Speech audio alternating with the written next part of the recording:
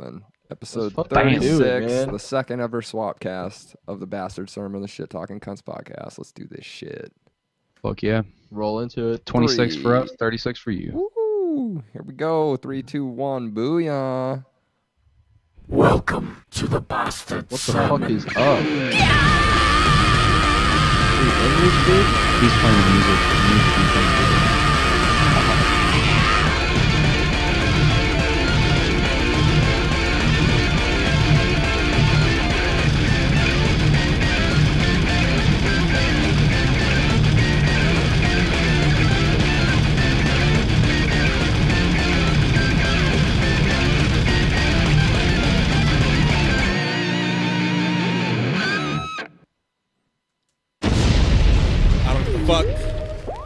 I don't give a fuck! Motherfuckers are so sensitive, the whole country's turning into bitch-ass niggas. Let's go. It's the same everywhere I go. Every time I look, G, it's all a bunch of offended, uptight pussies. Society, where's your balls? Political correctness done turned you soft. It's like you can't even tell a joke these damn days. It's like a good joke's a floppy dildo you pussies can't take. Just get ready, okay? The shit-talking cunts don't give a fuck what your gender or race. So bitch, you're pissed off for what? Use a pussy and list the shit-talking cunts on. So bitch, you're pissed off for what? Cause you's a pussy and list the shit-talking cunts on. Roll some ball! The Shit Talking Cunts podcast with your host, Joey O'Neill. Sit back, spark up, and enjoy.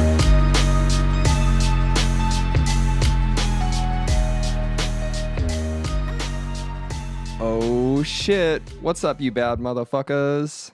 The fuck's going on, everybody? What oh, is shit. up? As you can see from the fucking logos, that's right. It's another Swapcast with the Bastard Sermon. How you doing, gentlemen?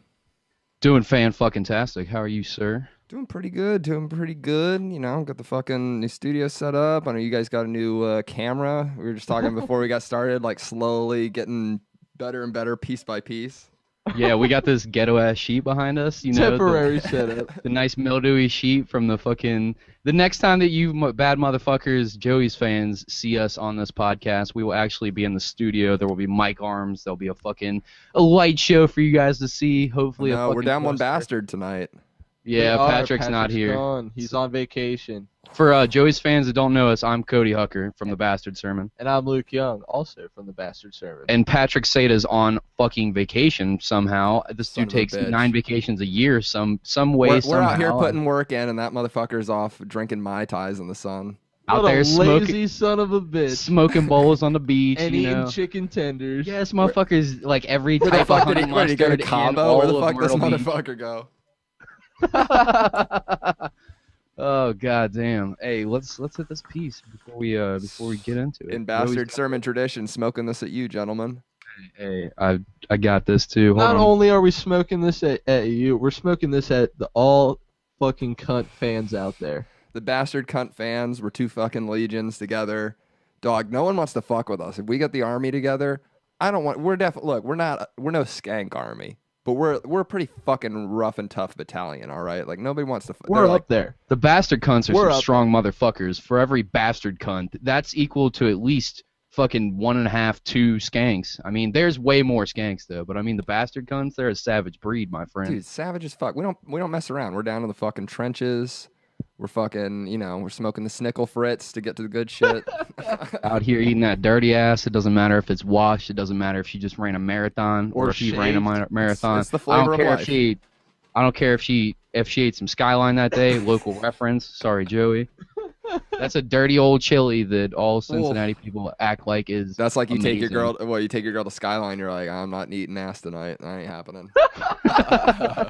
Yeah, that's a done deal. Take a real I remember Joe Rogan used to joke about like he'd just be like, oh, I don't even give a shit if a chick's on her period. Or just like go right to it, and it's like that's savage. But eating ass after bro. like something like a Skyline, that's next level. I don't know, dude. I once had a girl walk me to the door and escort me out of the premises because she was on her period. What? And I thanked her for it almost. I mean, I've done it plenty of times on some girls' period, but like, I'm just not a fan of it. I don't like it in any way, shape, or form. It's just like, Right, I've done it once, and it leaves. It's just not a great taste, dog. It fucking tastes nasty. It's like not even just eating it, like Bitch, fucking it, everything, like getting blood in your pee hole. I just like something about it. I'm just like, ugh. no. The worst is when you're hitting it from the back and they're bleeding, and then like the smell just wafts up into your nose, and you're just like, ugh. You're like, come on, champ through it. That fishy blood clot. Like, I'm not trying to, when I'm bleeding from the ass and I got the man pon in, I'm not trying to fuck girls when I got the man pon. Like, excuse me, ma'am, I'm going to change my shitty man pon. Well, my situation Whoa. it was just what the fuck is a man pon? Oh, it's Let me when stop you right you there, sit in a dog. computer chair all day long instead of being a man and going outside and doing real hard work, and you get hemorrhoids when you're 24 fucking years old, and you bleed from the ass whenever you take a shit. So like it bleeds so much. Like I identified so much with Ari Shaffir talking about this. If I wasn't so convinced we'd get pulled down immediately, I'd make you turn around and show this to me, because now you got me curious, dog. Oh well, here YouTube, let me open up my smelly sewer hatch for you all to see. I mean, Ari Shaffir calls his the Jew clam. I wonder what you'd call mine. Like what? Well, that's would be because a they say, good- does your ass look like a pussy like his? I don't know. I've only felt it like when you're Literal cleaning your boy butthole. pussy. You got to get in there. You got to get at least a half a thumbnail deep into your butthole to clean it real good. So like I felt around and it feels like you ever had chapped lips in the wintertime? Like Yes. real chapped lips. Wait, are we Maybe talking about ass cracking- lips or actual lips? Yeah, well, I'm talking like chapped normal lips, but like Oh. that was if you touch your chapped lips, it's almost like the Oh, texture of starfish lips. Are you saying around my butthole? your butthole texture is comparison to chapped lips? So, well, sometimes, yeah, if it's real inflamed. this is just by sometimes. touch, though, not by kiss. Yeah. The way you describe your shits, though, I imagine like some sort of terrestrial type of land, but it's made out of butthole, and then someone like dropped a nuke on it and just warped the landscape forever. You ever play Red Faction as a kid? The Yes, game where you can your blow up the walls asshole and shit. is- My asshole is the surface of Mars Yes. after you've played a thorough game of Red Faction. Okay, well, we're not on here to just talk about my asshole, are we? my God. Is there, I mean, is there anything wait. else we could? I thought that's what the whole episode was for. I mean, Well, I've got Joey about could- 3 pages of notes on your asshole here. I've done. I got some research. diagrams. I got blueprints and plans and shit. I've done research myself. Well, I know you got. Well, so wait, you made it sound. Does Cody Cody? Jesus Christ, I'm already fucked up. Does Patrick take a lot of vacations? You made it sound like he takes a lot. Well, no. Or you're just giving in the him last shit for 6 being on months, he's vacation. taken one vacation. I just want to break his balls. Oh, for okay, real. okay. Well, But he 'cause- does take more vacations than any of my friends, but that's because he's like not a broke loser like all my friends and shit. Like he can actually go out and do shit because he's got money in his pocket, which is nice. I don't actually shit on him for it. I'm like, Right, good right. for fucking you. You can go out and do shit. I can't fucking do that. It's just a fun thing to do on the show if you haven't heard our stuff. We like like to to- break his fucking balls. We like to fuck with Pat harder than anything. Like, oh, we can't bring this up, but I want to so bad. The thing we found out about the last time. Well, I gotta stop talking about it anyways. So. Well, it's funny because I only asked because Luke, I know you shared something the other day that we were giggling about, where it's the whole like, how the fuck are you people affording 10 vacations a year? And it's like, maybe that's a bit of an exaggeration, but dude, I know people, and it seems like every month they're going on like either like a 3-day weekend somewhere that's like not just like a drivable trip, like they're taking a fucking plane, or they're like week vacation. I'll see something like I'm in Italy, and then like a month from now, I'm like, oh, just chilling in France. Are you fucking people for money? Like, how does that even work? Dog, I go to two vacations a year, okay? I go to What's your big extravagant vacation? You go out to fucking Rhode Island. You go out to fucking New York City. Go to Skankfest. Skankfest is one of them now. Skankfest is now, dude. I went once when I went this year. I was all right. Well, I got to go every year now. It's just it's such a fucking party, and like literally the fucking meet comedians. you there next year, but it'll happen. That's a 15-hour drive and a giant money That's commitment. fucking Plus, we'd have to happening. find somewhere to live. But I want to not Dog, live, we but could- stay for a couple days. We could just all coordinate and go in on a hotel room. True shit. What do you guys do? Do you get a like? I How just does got an that work? Airbnb, which was the first time I ever did it. How much was it? For 3 nights in the city, and we were literally like a 2-minute walk from the venue. In Brooklyn? Is yeah. that where it was at? Yeah, Brooklyn, in Mazzaro, whatever. Yeah, the fuck? in Greenpoint, Brooklyn, which is a pretty nice area actually. I mean, maybe like a little over 300. Oh, that's not bad at all. Yeah, you're like basically 100 a night, and that was for 2 people in like a room. Did you drive up? Yeah, we drove up. It was about like 3.5, 4 hour drive from What Boston. the fuck did you do with parking? Isn't New York impossible to park in? Yeah, so we just found there was a parking garage about a mile away. We just left it there for the weekend, which only ended up being like $100. I thought you were gonna say like 700 So bucks. totally What the fuck? for the trip total, You're looking at like From 400, hundos, not I guess, including drugs, not alcohol. including drugs and shit like that. Like you're looking at about 400 or so for driving and staying. But that was for 2 people. I mean, like I could also like Lewis also told me like the hotel that like everyone was staying at, so I could just as easily also like find that out for the next year and then like just book a hotel room in advance and shit. And like I don't know, we get like a bedroom with like 2 beds and shit. Like whatever people we bring, I'm sure we just fucking cram in there and shit. It's not like we'll be in the hotel, but to sleep like.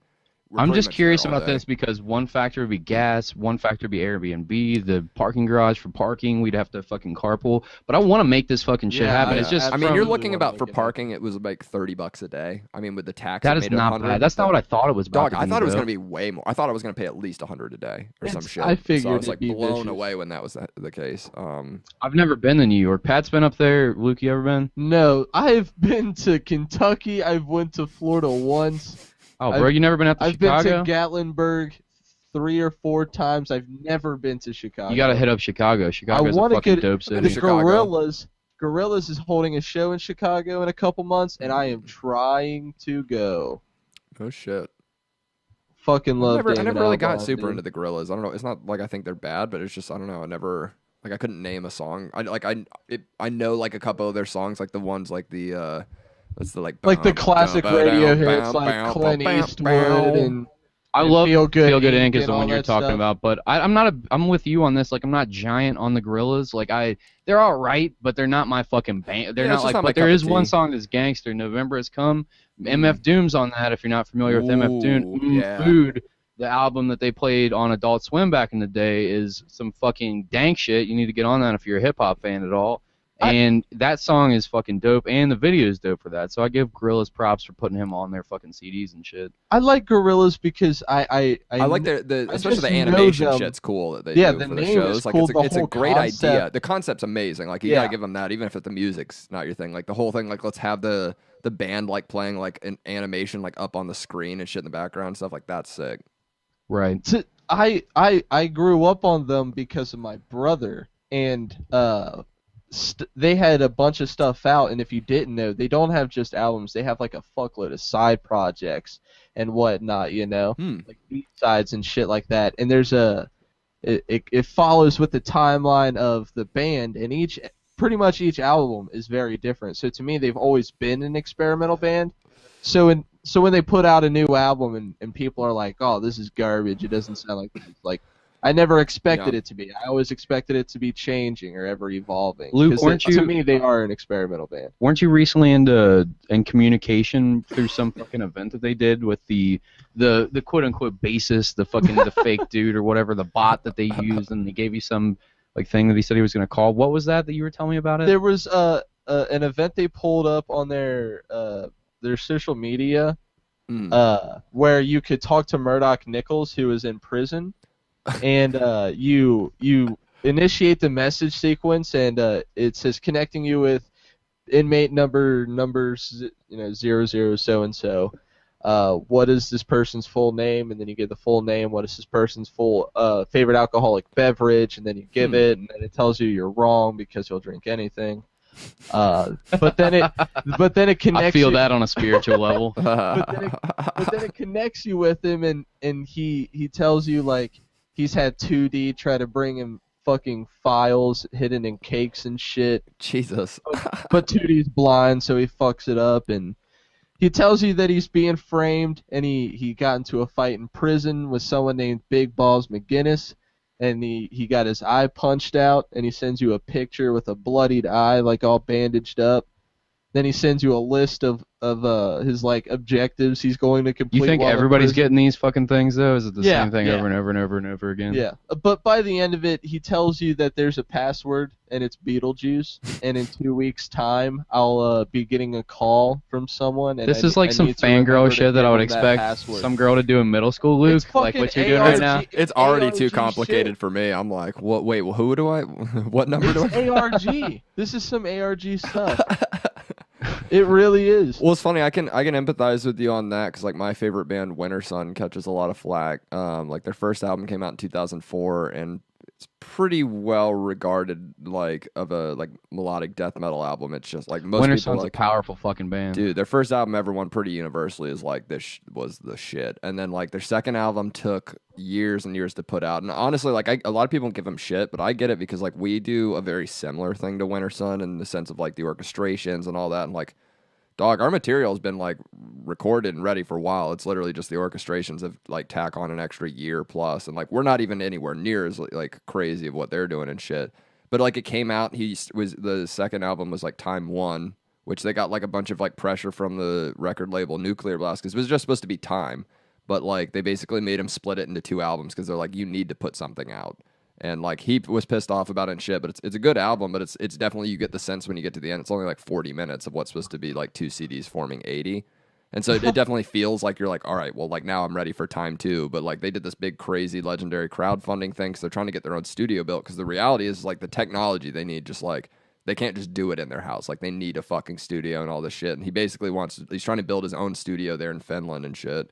And they crowdfunded like almost like €500,000 or something already for it God and shit. damn. Good Their Lord. fans are fucking committed, dude. Yeah. Dog, you put in a lot of waiting. But what the point I was making with like the Gorillaz is that album they used a ton of like Asian instruments and shit. And like there's a bunch of Asian melodies and shit, and it's a fucking dope album. But he even said like with this one he was trying to go for like the big sort of John Williams like cinematic soundtrack thing. And so like a lot of people argue like with the mix and stuff too, because like they're like, oh, maybe they're like the guitars are a little quiet. And that's the one thing I would say about the album is the guitars are kind of quiet on it. But overall it's like it's just very fucking bombastic and orchestral and shit. And it's like people don't get like, well, he's doing like a sort of a tribute to John Williams, so the focus is going to be a little more on the orchestrations. And then they came out with this third album that they did as like a in-between for the Time albums. It's like the Forest Seasons, which was like his version of like, not like Vivaldi's Four Seasons, but it's a similar concept where each of the 4 songs in the album is a season. Really fucking good, and they use that for the crowdfunding. But even that, like, totally different vibe. And so it's like people get really pissed off about them where they're like, you know, like, oh, this sounds nothing like old Winter Sun, like, fuck this. But it's like, I don't know, do you want to hear like, I don't know, my thing with like a band is like I hear like 2 albums that sound the same by them. Like beyond that I start getting like, all right, well give me something like, not, I don't want like out of left field different, but it's like there should be some sort of progression. I shouldn't hear the same album over and over again. The Casualties are a fucking great or terrible, however you want to look at it, example of that. Like I like the Casualties, like if you like punk rock or like hardcore, like New York hardcore type shit, they're solid for that, but their first 2 albums are dramatically different from the rest of their discography. But after those first 2 albums, everything sounded exactly the fucking same. Pick a song from the first album after those first, from the third they'll album. even start all the way up until recycling the most melodies recent. too, and you're just like, this is that song from that album. Or like, or you hear a riff Same and you're like, chord progression, yeah, and same like, fucking the chants are the same with different words. Like it's all just like, come the fuck on, you lazy pricks. Like just make something well, new. and you know what the explore. problem, I feel like it's a combination of people being lazy, but it's also like this pressure, and I feel like it's even similar with comedy where you see almost like there's a pressure of like put out a new special every year, and now it's almost like put a new hour every year. put a new album out of like, you know, music every year, and it's like that's stupid. crazy. Or how edgy can you get until you lose your career? Exactly. Yeah. Like those are like the three paths you can take, really, and it's just stupid because you're really just like, what it used to be, what, like there was like 2 maybe 3 years in between bands' albums, and it's like that's how it should be. Like you put out an 100%. album, you go tour for a year, then you take the next year to like write and start fucking doing like preliminary recording and shit. Like year 2 is where all the like the finalization and like mixing happens, and then by year 3 or so, like it's either like final things are getting fixed or like boom, you're in the next cycle of like about to go on tour for that. And it's like that's how it should work. But you get these bands like, you get some bands where they're like, okay, we put an album out, we're gonna go tour for 6 months, and then we're gonna spend like a month or 2 writing and recording. The next 3 months it'll be mixed, and then we'll put it out and go on another tour. And it's like they're almost touring every year, like a new album. And the it's problem like, is this fucking ADD culture that like can't like just appreciate something for long enough. Like Yes. there's so much access to information and so much too access much. to everything. It's fucking great. It's tremendous. Me and you are able to talk on different sides of the world right now Yeah. because of the same technology that we're bitching about. Not different sides of the world. I mean, we're fucking just 3-4 states away or whatever the fuck. But like we're talking seamlessly on the internet with no delay on a live recording, like streaming. That's fucking tremendous. It's amazing. But it also leads to this constant want for more. It leads to this constant. What's next? What's new? It's you know it's like Exactly. it's almost like that a lot like that South Park episode. Actually, not a lot like it's exactly like the South Park episode with the whole where they're doing the human centipede iPad shit. Where it's like at the Yes. end when he tells Steve Jobs, he's like, all this technology is great, but like, can we have a little time to like enjoy it before we're already on to the next Exactly. thing? Exactly. that's Why like- do we have to be on such a fucking we're progressing so fast, and it's like such out a of control. bloodthirst for more shit, and we'll do anything to the earth to get it too. They're just like, I don't give a fuck if it requires bombing an entire country if we're gonna get the fucking. Everyone's like, I'll be dead before it matters. It's like a Yeah, certain exactly. point. That's Everybody's correct. banking on that. Everybody's playing that fucking. They're putting their money on black or red or whatever the fuck. Like they're just like, well, hopefully it's not my generation, but if it is, fuck it, because like I can take dick pictures and send it to space, and then it'll come down to some bitch in China that I just met on Facebook in fucking 3 seconds. Like let's make that 1 second. I was just thinking that, but with they just announced that they're making another Xbox and PlayStation 4 already, and it's like They're I making just, another PlayStation 4, Luke, I or they're just- making a PlayStation or 5, PlayStation sir. 5. Sorry. Dog, I'm gonna kill Another myself. Are you Xbox. fucking kidding I me? saw that. When I bought my Xbox One with an Xbox One and 2 games and a controller, it was $700 and odd dollars. Crazy. Mhm. It's Yeah. crazy, And, right? and that 'Cause was what'd you get, not like, day very one? long ago. What did you have, like the day one edition kind of thing, or just you got it Yeah. very early on? Yeah, same. Why would you do that? If you're early I- adapting, you're fucking paying too much. That's what I- happens every yeah, time. That's I why bought I wait it, on my like, graphics card. I don't know if it was like a year later, but I got it like it was like in November, so I think it was like that November before Christmas a year later, and I got the regular one. But it's like, yeah, then they put out we're doing the PS4 Pro and the Xbox One X, and I feel like a lot of that had to do they didn't anticipate how quick the technology was going to progress, like we're saying, and also like VR started getting really big, but. It's like, okay, so then like I sold my Xbox One to a buddy, and then I got the Xbox One X, and it's fucking dope. But it's like you're already making another one. It's like at a certain point, it's like I'm just gonna say fuck you and switch to PC because it's just like That's PC where is I already have a PC. and, yeah, and I got do you. too, and I play on it. But it's like I like the Xbox because all my friends play on it, and I just personally I like the controller feel and just like, everything about the Xbox just appeals to me. Like I'm what a PS4 PC man myself. I love all the systems. They're all fucking good. Like at the end of the day, like the one thing I'll give to PS4 personally over Xbox is, and I was like exclusives. I was a PlayStation 1 and PlayStation 2 guy, and I only switched to the 360 because like I had 2 friends that played PlayStation 3, and I had like 10 to 12 friends that all played Xbox, and I was like, I'm gonna go with that.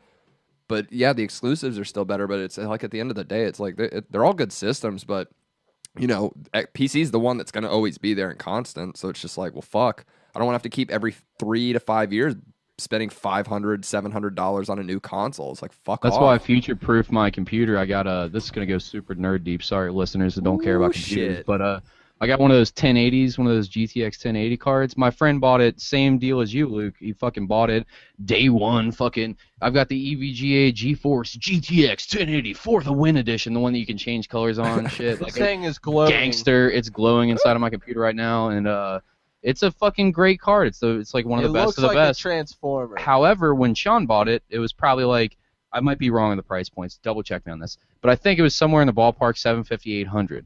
And I got it at like 550, 600, fucking not even a year later because they came out with the TI edition, which is it's like if this one's it's like a here, cunt here's the hair TI better. edition. One half a cunt hair better. Like if you could split a cunt hair 3 ways, it's that much better. Jesus. And people are like, that dropped the price tremendously, and then And these new you know what I cards mean? And cost it's like at a certain point, too, it's like I have a 1080 still, and everyone's like 4K, and 4K looks great. But at a certain point, you're just like, the human eye can only see so much. Like, how much of it... Why do I don't how need much of it 60 at a certain fucking point K. is I just fooling don't. you? Like, just it's like a perception thing that's fooling you. Because, like, there's weird things where you can trick your mind. Like, even just in things like mixing, where there's times where you'll spend 10 minutes like EQing something, and you'll be like, fuck, that sounds good, hell yeah. And you'll feel like you're hearing the change, and then I'll realize like maybe it's bypassed or something. Like it's not actually, I'm not hearing a change at all. Like the plugin Yeah, isn't but working. you're imagining that change in the base. But it's not. It's weird because it's like it's imagined, but you're not really imagining. It's like if your brain doesn't recognize that bypass is on, and you're adjusting it, like you almost actually feel like your brain perceives that change, even if it's the not placebo happening. effect is 1,000% Exactly, real. and so you're like, well, how much of this is with the TV? Like, because you know what I mean? Because I don't even think a human eye could really know. Like, you definitely see a difference in 4K to 1080, but it's like, is how much of it are you really able to appreciate with the eyes that we're given on top of like Well- what's next after are we gonna do 8K? Like our eyes literally won't be able to perceive a difference. I mean, my display's got HDR capabilities, and I'll tell you that HDR is the difference that people aren't talking about. Like the 4K does HDR make a is, difference, yeah. but high dynamic resolution is basically like when you look in a shadow. To explain it to the people that don't know what I'm talking about, when you look at a shadow, your eye does perceive darker images inside the shadow. If you take a picture of the same shadow, it may not notice the slight variances. It might mold it all into one black shadow. HDR basically allows the Depth cameras within and the, shadow. Exactly, it allows you to get the full effect of everything. And with light, where like you'll take a picture of something bright, where with your eyes you might be able to see the little nuances of everything inside of there, and then when you take a picture of it, it drowns it all out in that whitewash. That HDR does make a fucking tremendous difference. Like I'm saying, if you're gonna get a display, I would recommend 4K HDR, 100%. But after that, like you're saying, how much better? Like how much Yeah, can you can can't get see, to like I before don't your think you eyes can are just like, this physically is see it anymore beyond that. Like I even think that 4K is probably like on the is might even be like slightly overkill. It's probably slightly overkill. Like we probably can't even fully appreciate 4K. But maybe like, not. I Beyond don't that, even there's appreciate the capabilities that it offers now with 4K. I like they put out Xbox S, Xbox One S. All my friends traded in their shit for it. Bro, have you Sad. seen But God of War? Have you seen yes, God of War in yes, fucking 4K? I played bro? that Dog, shit. it does I look love good. it. Pull your there's boots, Luke. And my roommate has a 4K TV, and you could definitely see a difference between my television and his. But I mean, to me, it's just a story. But for you, it's not a $300 difference, right? And that's what the cost of this actual fucking difference is for you. Besides the money, I could give a shit how good it looks as long as I know it what you mean. At a keeps me certain point, it's like involved it could look pristine as fuck, but if the storyline's garbage, like great, I don't give and a the fuck. voice acting's trash. And Yeah. Plus, do you remember? We all grew up playing on fucking shitty tube TVs and fucking these horrible goddamn box TVs. Oh, Where yeah. the Well, it's like pixels- we all still play fucking a lot of the games that we played as kids still, and it's not like you play them and you're like, oh, this sucks. Like, I've definitely had a couple games where you play them and you're like, wow, this was garbage. Why did I think this was good? But nostalgia keeps you there. yeah, I've got 12 consoles for a motherfucking reason. He does. He's a fucking you ain't playing savage. around. No, sir. Hey, I learned my lesson in trading games in. Luke is the resident nerd of the Bastard Sermon. Like, if you approach Luke with some fucking nerd knowledge, you best be prepared for a 35-minute answer on some shit. And I'll hate myself the Well, whole time. I'll that- catch that's my funny. I love it. I mid fucking love it. rant, There's like, nothing why are wrong you with it. saying this? Why are you telling them this? Cut it out. It's fucking great, dude. You want that fucking Oh, dude, don't be depth. I ashamed love of the that nerd shit. I go to fucking my other fucking vacation I go every year is Dragon Con down in Atlanta, and it's just fucking 100,000 nerds take over downtown Atlanta and get fucked up in cosplay and shit. It's great. Is that where your Jesus friend's from? Yeah, that's 100% where he's from. We're gonna be doing an episode live from Dragon Con this year. It's gonna be With great. the Jesus dude? Yeah, yeah. Hey, That's shout out to that fucking bad awesome. motherfucker. I don't even know him, but Yeah, I've seen him Jesus on your Christ, thing before. everybody. Jesus Christ. Real name Mike, but Jesus Black Christ. Jesus reincarnated.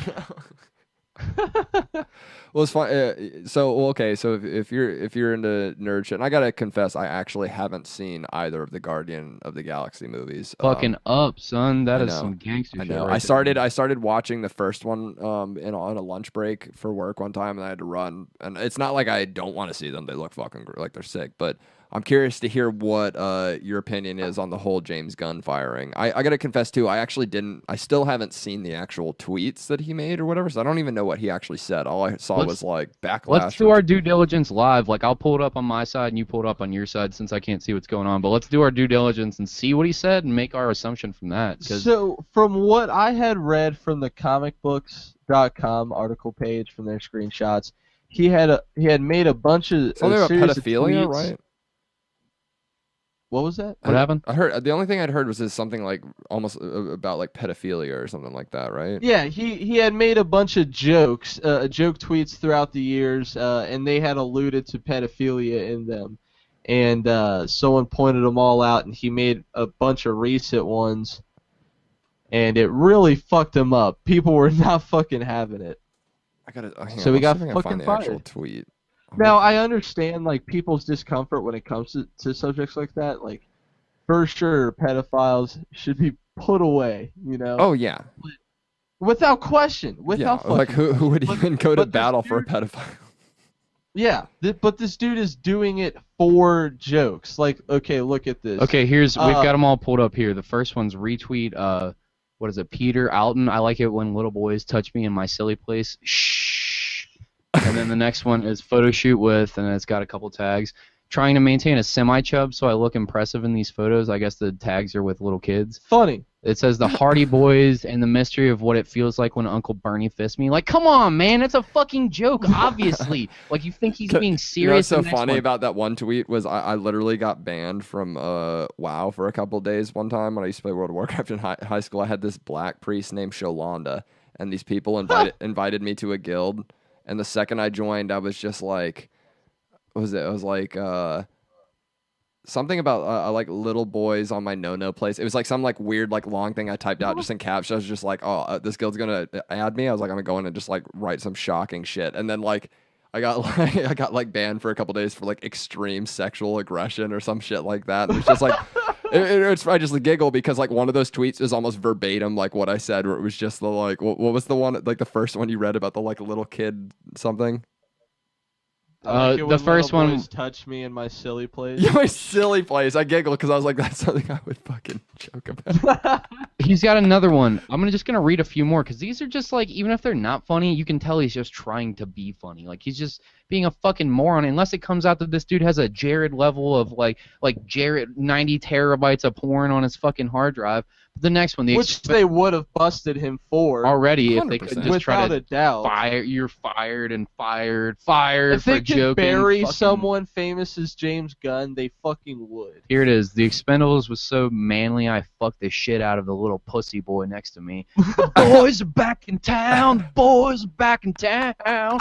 It's like, dude, come on. He's kidding. You can't. If you read it back how I read it, you don't. Like, I don't think any pedophile would ever also refer to it as a silly place, like unless he was just talking directly to the kid. Like, honestly, the best policy: tell your 3-year-old you're laughing, thinking of me, fucking 3PO. He'll appreciate it when older. Oh God. Yeah, so I mean, like, whatever. It's funny. Come on, like I don't give a fuck what he says. Here's the like, thing. I'm just, like, the only sometimes thing, it's like, damn, that was far, but that's all it goes to for me. I'm not like, take his livelihood from him. That's the one thing I disagree with. It's like, if you don't like what someone said, don't contribute to them. Don't fucking don't buy into their shit. That's fine. But to try and get someone fired over it, like, I don't know, like. As long as he really isn't abusing sexual, like, it's not like it's Mr. Rogers. Boys. It's not like it's someone that's affecting the children. Like, you know, I don't know if that's even like a fair distinction to make, but I almost feel like it should only matter if they're like directly affecting children. Because it's like, if you're an adult and you buy into that shit, you're just a fucking retard. Fuck you. But like, you know, if you swapped it out and it was Mr. Rogers and he was just like, haha, silly boy, like on my no place, like a kid, or like was just making tweets like that, sure, totally, I get that, because he's like a fucking figure for kids, but.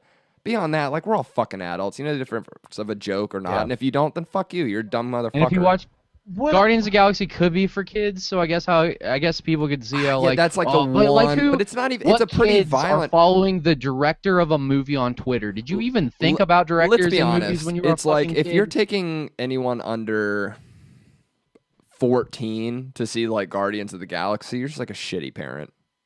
Nah, well, my dad took me to see the South Park movie. Here's the thing, I say that when I was 5, and he was a shitty parent. I say that having seen Team America in theaters because a bad parent brought me, but like, you know what I mean? It's like, it's still like, I don't know. I was able to make the distinction that like that's not what you do in real life. It's a fucking movie. Like I knew as a kid, and it's like I don't know why. Today's kids have gotten. I say today's kids. I'm only 25. That's really like condescending of me. But it's like today's kids are so fucking retarded. They can't make any distinctions anymore. No, because the what is portrayed is so hypocritical in the media every single fucking day. Because they have, they'll have on MTV or something some half-naked bitch who has made a living being some slutty-ass bitch. And then, like, the one time someone says something about someone being a slutty-ass bitch, they're like, burn them down to the fucking ground for saying she's a slutty bitch. Take away their career. Take away their livelihood. Never let them live again. Don't let them make money. They can't feed their families over a joke. Make them literally disappear into obscurity. Yes, exactly. There's so... it's so fucked up. easy to see how people can get confused at such a young age when there's so many fucking double standards happening on a daily. Well, and look at like the Today Show. I remember even used to do shit where they'd be like, something that's like supposed to be wholesome, like the Today Show, and then be like, and now they'll be like, we'll give you a moment to clear the. They'd be like, they'd have this little preface like, what we're about to play is extremely graphic, so we'll give you a few moments to clear the room, and they'd like pause for like 5 seconds to like, I guess have you be like, all right, Billy, get out of the room for a second, and then like show some like graphic ass shit of like whatever it was, like I don't know, someone being like mauled to death or some kind of shit, and it's like. You're still showing someone being mauled to death on TV, so like, fuck you with your like you said, you're being a fucking hypocrite. It's like, don't play it at all if it's so bad. All of the time. If it's so bad, but it's like you're gonna play it because you want the ratings. I'd play it too. I want the fucking ratings. Why? Like, that's part of the reason I play so many fucked up clips. It's like people people like fucked up shit. Back when it was like Julius Caesar, like people's entertainment was watching like lions eat people to death and people murdering each other. Like. We have built this inherent a thing. Monstrous fucking coliseum just so we could watch people fucking die in amusing ways. Dude, and then when they started getting bored, they would flood the Coliseum and do like boat warfare in it and shit too. It's just like, fuck off. Like, people are always going to be violent. That's just always going to be a thing. And it's like people that, it's like Joe Rogan says, like, at the end of the day, we have primate brains. It's like, we're never going to like, I don't know, maybe another 10,000 years from now, like maybe we'll evolve to a point where that won't be a thing. But sorry, for now, we're fucking still apes. Like, we still have, we're wired as the people that existed 10,000 years ago that were breeding with Neanderthals. Yeah, like, we're there's a reason, like, fucking people just with iPhones and fucking the ability to Skype and Facebook message each other. Like, well, I mean, think about some, like, random asshole just, like, bumps into you in a bar, and it's like, I'm not gonna lie, like, even when, like, little shit like that happens, like, my immediate instinct, even if I don't verbalize it, is just like, you disrespect me, motherfucker? Like, what the fuck? Like, kind of, even if it's just like they bump into me and it's like, we're like, oh, sorry. Instinctual. There's still like a split second when you're like, what the fuck are we about to throw down? Instinctual. And it's just there. That's never gonna go away. Like, like, it's why so many people have a quick propensity to anger, or just, I mean, even like fucking yelling at your car at someone who's like cutting you off. It's just like that fucking anger. Oh, you mean like, me? Yeah, dude. See, some people, he brutal knows. road rage, Dog, anger. I was so all upset kinds of when I stuff. found out about the driving with Bill Burr thing, and it makes sense. I mean, Bill Burr's a million times funnier than I am, but like 2 or 3, and it just goes to show like why if you ever have an idea, don't fucking sleep on it. Like 3 years ago, Do it immediately. I say some of the most horrifying shit out of my car at people, and I thought for years, I was like, it would be so funny to just like stream anytime I'm driving and just let people like watch me freak out. But then like Bill Burr started doing it, I was like, fuck, god damn it. But it makes sense because Bill Burr's fucking hilarious, and he is such an angry cunt. And see how you know yourself as a road rage driver, and so does he. People probably recognize that out of you who drive with you. People know who you are. People know what they're getting into, and they hire certain people. So, like James Gunn and Roseanne, who are known to say the most ludicrous shit. Yeah, it's like, you can't. Are you Can't surprised? be fucking mad at them when they say some crazy. Didn't you say some of these tweets existed before he was even part of the Galaxy shit, right? I'm looking at the dates on them. July November 2012. 2009. Yeah, and so this that's is- the thing. It's like, well, fuck you for not doing your goddamn research. It's like, I got to And constantly worry if I had to apply to a job that's like, they're going to search my Facebook and look for this podcast and shit. It's like, bitch, you should know. I shouldn't be 3 years into a job and someone go like, what's the shit talking cunts? Like, that should never happen. It's like, you should know right up front. Like, if It's not, your then job like, sorry, to you do your fucking job. At If that you point, wanna you're see like, who I why am are as a you person searching before for you shit at hire this me, point? Do your fucking due diligence and look me up and figure everything out, and then make a decision. But don't make a decision and then later on somebody gets upset. No. You already hired me. It's too fucking late. This ties right into. And Roseanne's the next never thing I not, wanted like to- Roseanne's a perfect example. She's never not been an offensive comedian and shit. Like, she's always brought been that up before. The fucking Rogan- Star Spangled Banner thing where she was just at the end like grabbed her crotch and was like, fuck you, and it's just like that's Roseanne. And like I saw the thing they did last night on Skanks where they were playing the thing she made where she was like, I thought the bitch was fucking white. It was like so fun.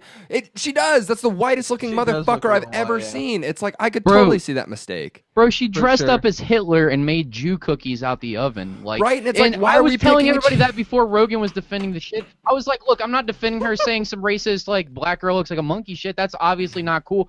But at the same time, this bitch is crazy. She was on And- Stanhope's and podcast at the same time, talking about I how laughed. she's crazy It's- as fuck. Ari It made Shaffir had an sense. She episode looks like the decided- Planet of the Apes bitch. Like she does. Like that's what's so stupid. Like there's just something about her face. It's not like, oh, you're black and you look like a monkey. There's just something about the faces of the apes from Planet of the Apes, and her face looks like it. structurally, she Yes, looks like her 100% and it's so fucking stupid. The only argument I see for the against Roseanne, like Lewis actually made, where it's just like he's like, I would defend, and I've made this on a previous podcast. I made this point, but he's like, I would defend anything I say on this podcast because none of it's scripted, and you're just like no riffing. It's yeah, all you're riffing. riffing, and it's like, okay, maybe some shit isn't gonna be funny. Maybe I say something that doesn't land, and maybe it's a little racist or whatever. But it's like we're trying to be funny. No one's here is fucking hateful. But it's like on Twitter, like you do have the opportunity. You're typing it out. Like shit's definitely always gonna get misconstrued in text, and also it's like you have time to reflect over that. So it's like that's the one one thing that I will agree with, where it's like the only reason I'm more careful now about like what I say on Twitter because I'm just like like here I'll say fucking anything here because it's like we're just trying to be funny and shit, and people can actually hear the fucking context of it. But on Twitter you just put some shit out like that where it's like, you look like a fucking ape in Muslim Brotherhood, motherfucker. It's just like, when you just read plain text. I get in so many arguments with people just like reading their text, and I'm like, are you being a fucking cunt right now? And they're like, no. It's just like, not at all. You No, can what's never. happening It's so is hard that to there's read no tone. context of the words involved. Tone anymore. is so lost in text, and so that's the only like argument I see for it. But at the same time, it's like you said, it's like if you're establishing a pattern, like Legion of Skanks, the big reason I feel like they've said it, they've never gotten really much flag because they've never not presented themselves as an offensive podcast. They label themselves the most offensive podcast in the world for that reason, so that if anything ever comes back, it's like we put it up front in the name is Legion of Skanks, and it says in the description the most offensive podcast in the world. Like, how much more could we be up front that this thing is like, and we're kidding. And I hate to be a hack and bring up the fucking point that everybody brings up, but it's such an important fucking point, and there's a reason that everybody brings it up. The Patrice O'Neal's thing on that Fox News bit with that lady that's just trying to be like, she's you're just fired and you're fired and you're fired. She's just hitting like fucking stupid points, like on and it's just like, and that's the thing. That's where you see the beauty of like podcast versus broadcasting. Like everyone on that except for Patrice doesn't seem genuine. Like Patrice is coming from a very like, I'm hearing you talk right now and I'm responding it. They're just like, okay, and like volume from your mouth has stopped. Now I'm making my point. Points. Yeah, you quit talking. Now it's my turn. Like, I didn't listen to anything you said, or my fucking point has nothing to do with anything that you said. It's just my fucking... Because she's like, I just think the people in America are just tired, And he's like, what people? Who? Yeah, who? Who like, are the fucking people that you're talking about? Yeah. Like, I could grandstand and say fucking anything. I'd be like, people in America are fucking tired of carrots. There's too many fucking carrots in America, and people have just had enough, okay? Kids don't deserve... Like, you could fucking say anything, and just if you believe it enough, I guess in your own fucked up mind, it's true, but... Like sources. But now in today's world, you're not allowed to tell these people or argue with these people anymore, because if you do argue with them, now you're a racist or you're misogynistic. Oh, it's a viewpoint of a person they're a person of color, so they're immediately right on this top, and it's like, no. Well, like, dude, even Obama. Did you see the thing that Obama said in his speech recently? Obama, and I'm paraphrasing a bit, but it's the sentiment was, it's like you can't expect to convince people to come to your side or hear your point out if you're just going to dismiss them, and I quote, for being white or being straight. Like, he basically was just making the point, like, there's a ton of people out there that are just being like, you're a straight, cisgendered white man, like, fuck you, your opinion doesn't matter. And that's their argument for you're wrong. And Obama's the one saying it. He's like, listen to them. If your point's good, make it to them. They'll make their point. He's like, who knows? Maybe they even might convince you to their side. But he's just like, to dismiss someone just because they're white or because they're a straight man, like, yeah, why would they want to listen to you? And that there's a generalization resonated with me so much because that's my thing. It's like, dude, you could make the most salient point to me that makes 100% sense. I can't refute it. Yeah, I can't refute it. Can't refute it. Yeah. But if you're a fucking asshole to me, or you're gonna tell me my voice doesn't matter just because of the color of my skin, or like because of what I identify with or who I want to fuck, which is, I guess it's kind of precious coming out of like a white dude's mouth, but it's still at the same time, it's like, well, like fuck you. Why would I want to listen to you? Like, if you're telling me my voice doesn't matter and I'm a nobody, well, okay, this side might be a little like, that's why so many people went and voted for Trump, probably, because they were like, well, these people aren't telling me I don't matter. They're telling me I matter a lot. I'm gonna go with them. They got my best interest in mind. It's like, well, yeah. I mean, that's a big thing that's great about Legion of Skanks or Real Ass Podcast or the Bastard Sermon or Shit Talking Cunts. It's like we don't give a fuck the color of your skin, what you identify as, who you fuck. Are you a shitty person or not? That's all that matters. That's all that matters. 1000%. Yep. Yeah. I've always been about anti-generalization. Yeah. You know, like Blanket I work- statements are a bitch. I and they're work with fucking- some people that can be very ignorant towards certain people, you know, and Totally. just say certain mean things, just to say it. Joey lives in Boston. That's every employer that he's ever had. It's like, You know, like Hey, like, dude, we're oh, not because hiring some any of hard these art- blackies with a Boston here. accent. Hey, What's bro, that? we're not hiring any of these blackies from Dorchester. Am I right, dude? Yeah, shit like that, you know, and you gotta really talk to them to really see where they're coming from sometimes, because sometimes it really is that they've only been in this one spot all their life, and Yeah. that's just what they fucking know Well, and from their family. it's like shout out and to there's Scott. generalization. They just one person or my one experience or And that's it. what my family told me, you know, must be all of them. They must all be like. and it's like I always gotta try to keep an open mind with specifically like Asian people, because like I've always had really bad experiences with Asian people, whether it was like a landlord that was just fucking crazy and tried to fuck me and my, like the first place me and my wife lived at, this Asian lady was doing so much illegal shit and she's making our life miserable.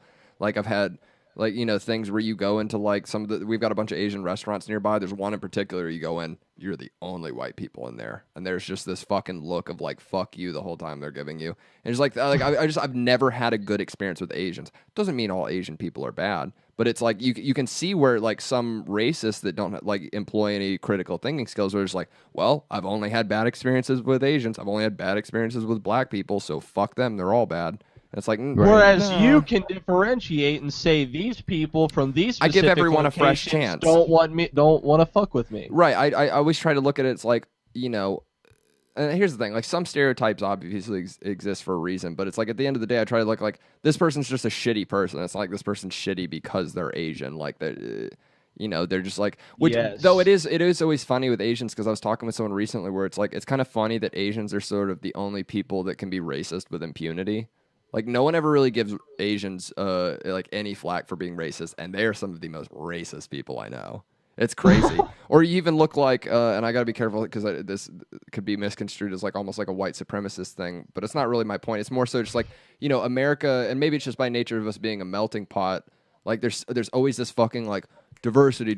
We need more diversity, but it's like, bitch, China's like 99% Chinese. Like, why is no one else give a shit about any other country with diversity? Like, you know what I mean? It's just sort of like Poland's fucking like 100% Polish, like Switzerland's 100% Swiss. Like why is it just America? And I guess it's just This place by is a nature of us giant melting pot, and it's just not. It's never enough. It's always like we're not fucking like. Well, But then that's what's so funny. There's is nothing it's that should be stopping you from making it more like your culture centric. Like you just fucking do it. Like nobody's holding you back, man. Whereas this, like I've never been in a meeting of white people. Like, all right, how are we gonna keep down Darky? Like never. It's never. never happened. I've never been a part of that meeting. No, none of my friends have ever talked about it. I've never fucking heard an employer of mine that I've been good friends with. Oh, be I mean, like, I've didn't hire got him. 2 or 3 He was friends qualified, that but he are was definitely racist. I've got like 2 or 3 friends that are definitely racist. Sure. And I've got some family. and members it's unfortunate, but like, you know, like it sucks, especially because they're like the really good people and shit, which I know is kind of like, well, they're racist. How can they be good people? And it's like, if you just remove the racist part, like they're really good people and shit. But it's like, you know, it's like it's just their fucking perspective. Like it's not right, but like that's their perspective, and it's like shout out. I've got friends that are cokeheads. I've got friends that are gangsters. Like I'm not all up in their fucking life, but like yeah, they're fine people to do whatever the fuck they want. And I'll be around them, but like I'm not gonna like do a lot of associating with them. But I'm also not everyone gonna be does like something now that's shitty. I gotta ruin their life for their shitty decisions. Don't worry, their Yeah. shitty decisions will get them themselves. Well, this thing, everyone's fucking shitty in some way. Some people's shittiness is that they're racist. Mine's I'm a fucking asshole and I'm a cunt. Like, you know, like it's just different strokes. Like, dude, so many people in my fucking like in the metal scene here. Like, I know it's not like Spokesman. I know they fucking hate me because I'm a fucking asshole, and I don't blame them. I am a fucking asshole, but it's just like I don't like blowing smoke up people's ass. You know what I mean? It's just like I don't know, like if a band's not good, I'm not gonna go up and tell them they suck, but I'm not gonna go up and lie to them and tell them they're good. Like, I don't know, like you don't get better by being told you're good by everyone. Like, you know what I mean? Like I've learned more from being told like criticism before than I have like being told like great job, man. Like great, that's what do I do? You don't with learn great job? dick from great job at all. You're real. Yeah. I don't know where the weird air quotes came from, Luke, but I was going to say on a legitimate level he seems real until you went up to make it all weird with your fucking air quotes. But yeah, you do seem like you have a very real quality to you. That's I mean, why I try to be like, I don't know. The like qualities that are most important to me is like loyalty and being fucking real with people. So I guess just like truth and loyalty and shit. Like people that are my friends, it's like I got their fucking back. Like if they get in a fucking dumbass argument with a motherfucker, even if I think they're wrong, it's like my buddy. It's like, well, fuck, if he's gonna get his ass whooped, like I can't just like let him get his ass whooped because he's fucking being. Yeah. You know. Yeah. Now, granted, I don't hang out with a lot of friends that would get me into an unwarranted fight, so that's where like I'm careful about that. But yeah, just like I don't know, like loyalty is a big thing to me, and fucking telling the truth, and it seems like that's like really far few in between nowadays. Like I just hate bullshit artists. I hate those people that dude, just so can't many be people real just about seem what they fake are. now. Like it seems like this thing where you almost like you have to be fake to get ahead, and it's like I'm not willing to fucking submit to that. At least not yet. Like it just seems like bullshit.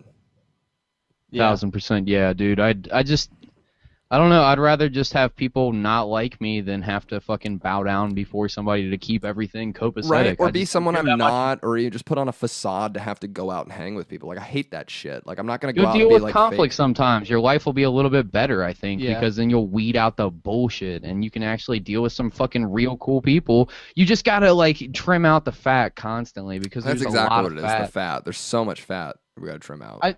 I try gotta to- piss. I'll be right back. I try to be as honest as I possibly can be with anybody and everybody because otherwise you're just going to create drama by not being real. 100%. With that, yeah, absolutely. And you know, if you're honest all of the time, then you can actually expect you know, people treating you differently. Yeah, well, and you don't have to ever stress about fucking like, you know, keeping your story straight or any of that shit. Like I don't want to have. That's too much fucking work for me. Like, Yeah. you know, like even in the Viking group that I do shit in, like there's been times where like the leader of our group who we're real close with, he just kind of fucking paranoid by nature. But there's like a time he accused me and my wife of like forming like a almost a mutiny essentially to like steal people away to like go to another group. And I just giggled and I was like, dog. I was like, do I look like I give enough of a shit about this that I would put in that much work? I was like, I don't give two fucks. I was like, if I stop doing this group, like, I'm not gonna go start some other shit. Like, this is already established. That's why I come and do this. Like beyond the things that I'm doing in my own life, which is like my band and my podcast. Like, I would join another band. I'm not gonna start another band. Like, it's got to be established or whatever. Like, I'm not, and maybe that's lazy, but it's just like at this point I've got so much focus on all my other shit. Like, I don't have the energy to start something new. Like, that's just like. No, I get it. I get it. That I have that same feeling with this podcast, you know, because when it was we can dive into what we were talking about earlier. When it was conceived, you know, with Cody and then Patrick, me being completely honest as I possibly can with every step and decision we made, I feel I was bettered. Yeah, dude, being as honest as possible about Have to like, be. dude, that episode sucked a fat barrel of cocks. Like, we cannot put that out. Like, Yeah, I was so on 100%. top of that shit. Like, I just want this to be the best product that I can put out possible, and that's why I'm always like worried about audio quality, sounding Same. good, making. Well, like I was worried that one episode too, where it's like I found out like afterwards because I didn't fucking check the feed that I did with those. I was telling you about. It was the one where I got my friends to like pull their fucking dicks out and shit, and it was hilarious.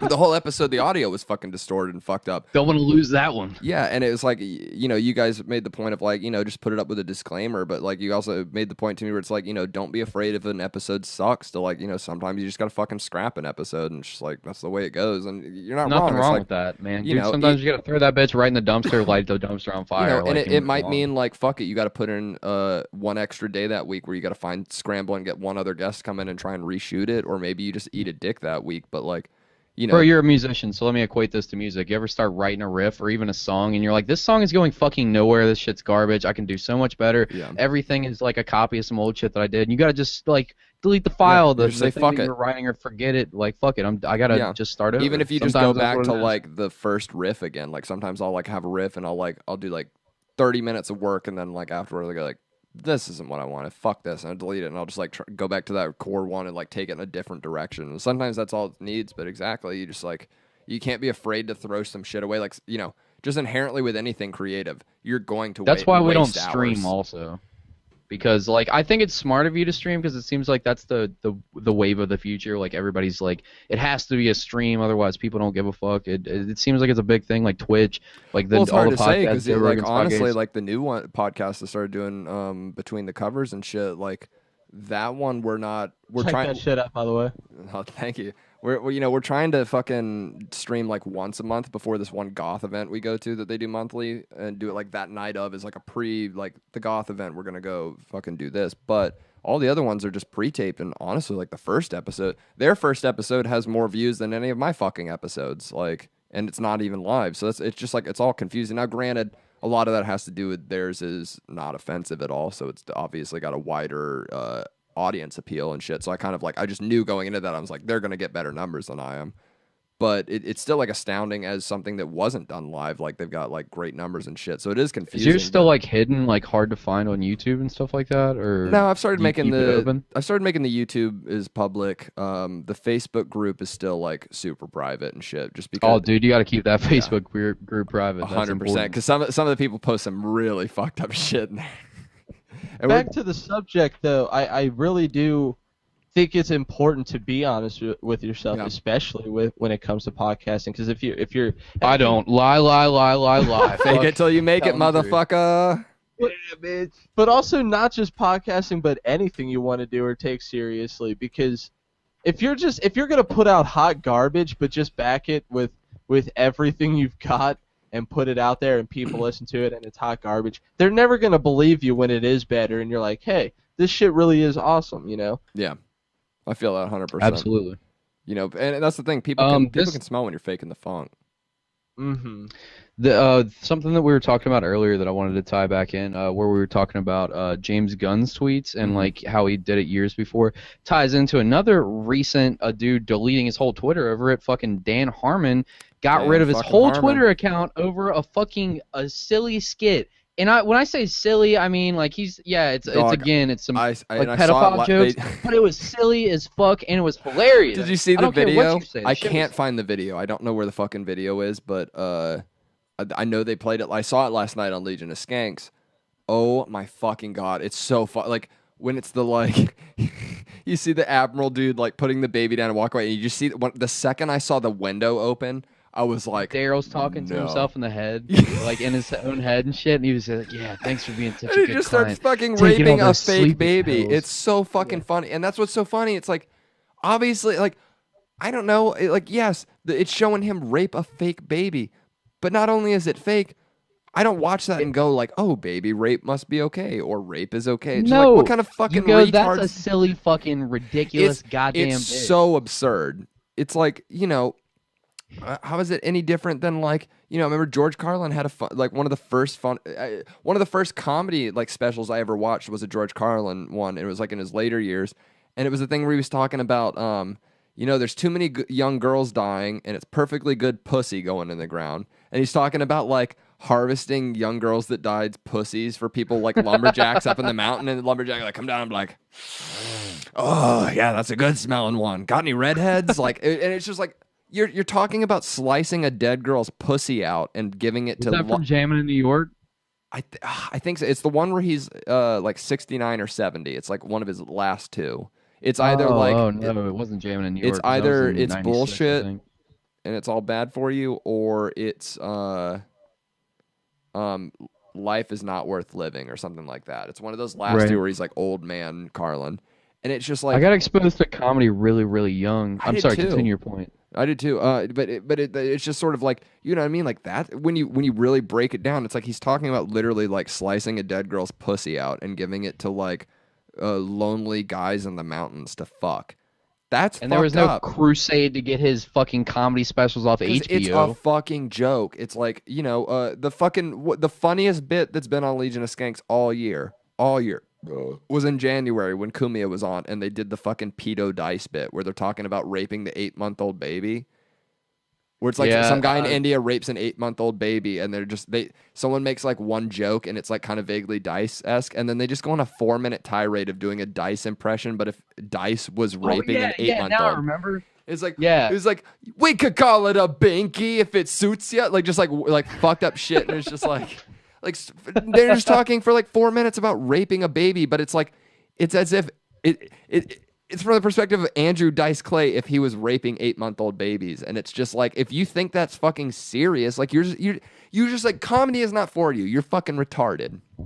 They think that you can be hurt with these fucking words. Like for me, I'm sure that you and Luke are probably the same in that you've experienced like what could be considered like horribly traumatic, fucked up shit in your past. Everybody has, I feel 100%. Like. And like, have you ever been like, oh, that joke relates to some horrible trauma in my life. I'm gonna write an angry letter. I'm gonna fucking try to get them fired. Like never. It's never happened once for me. It's only ever tried. Like people trying to make that shit better is only ever like.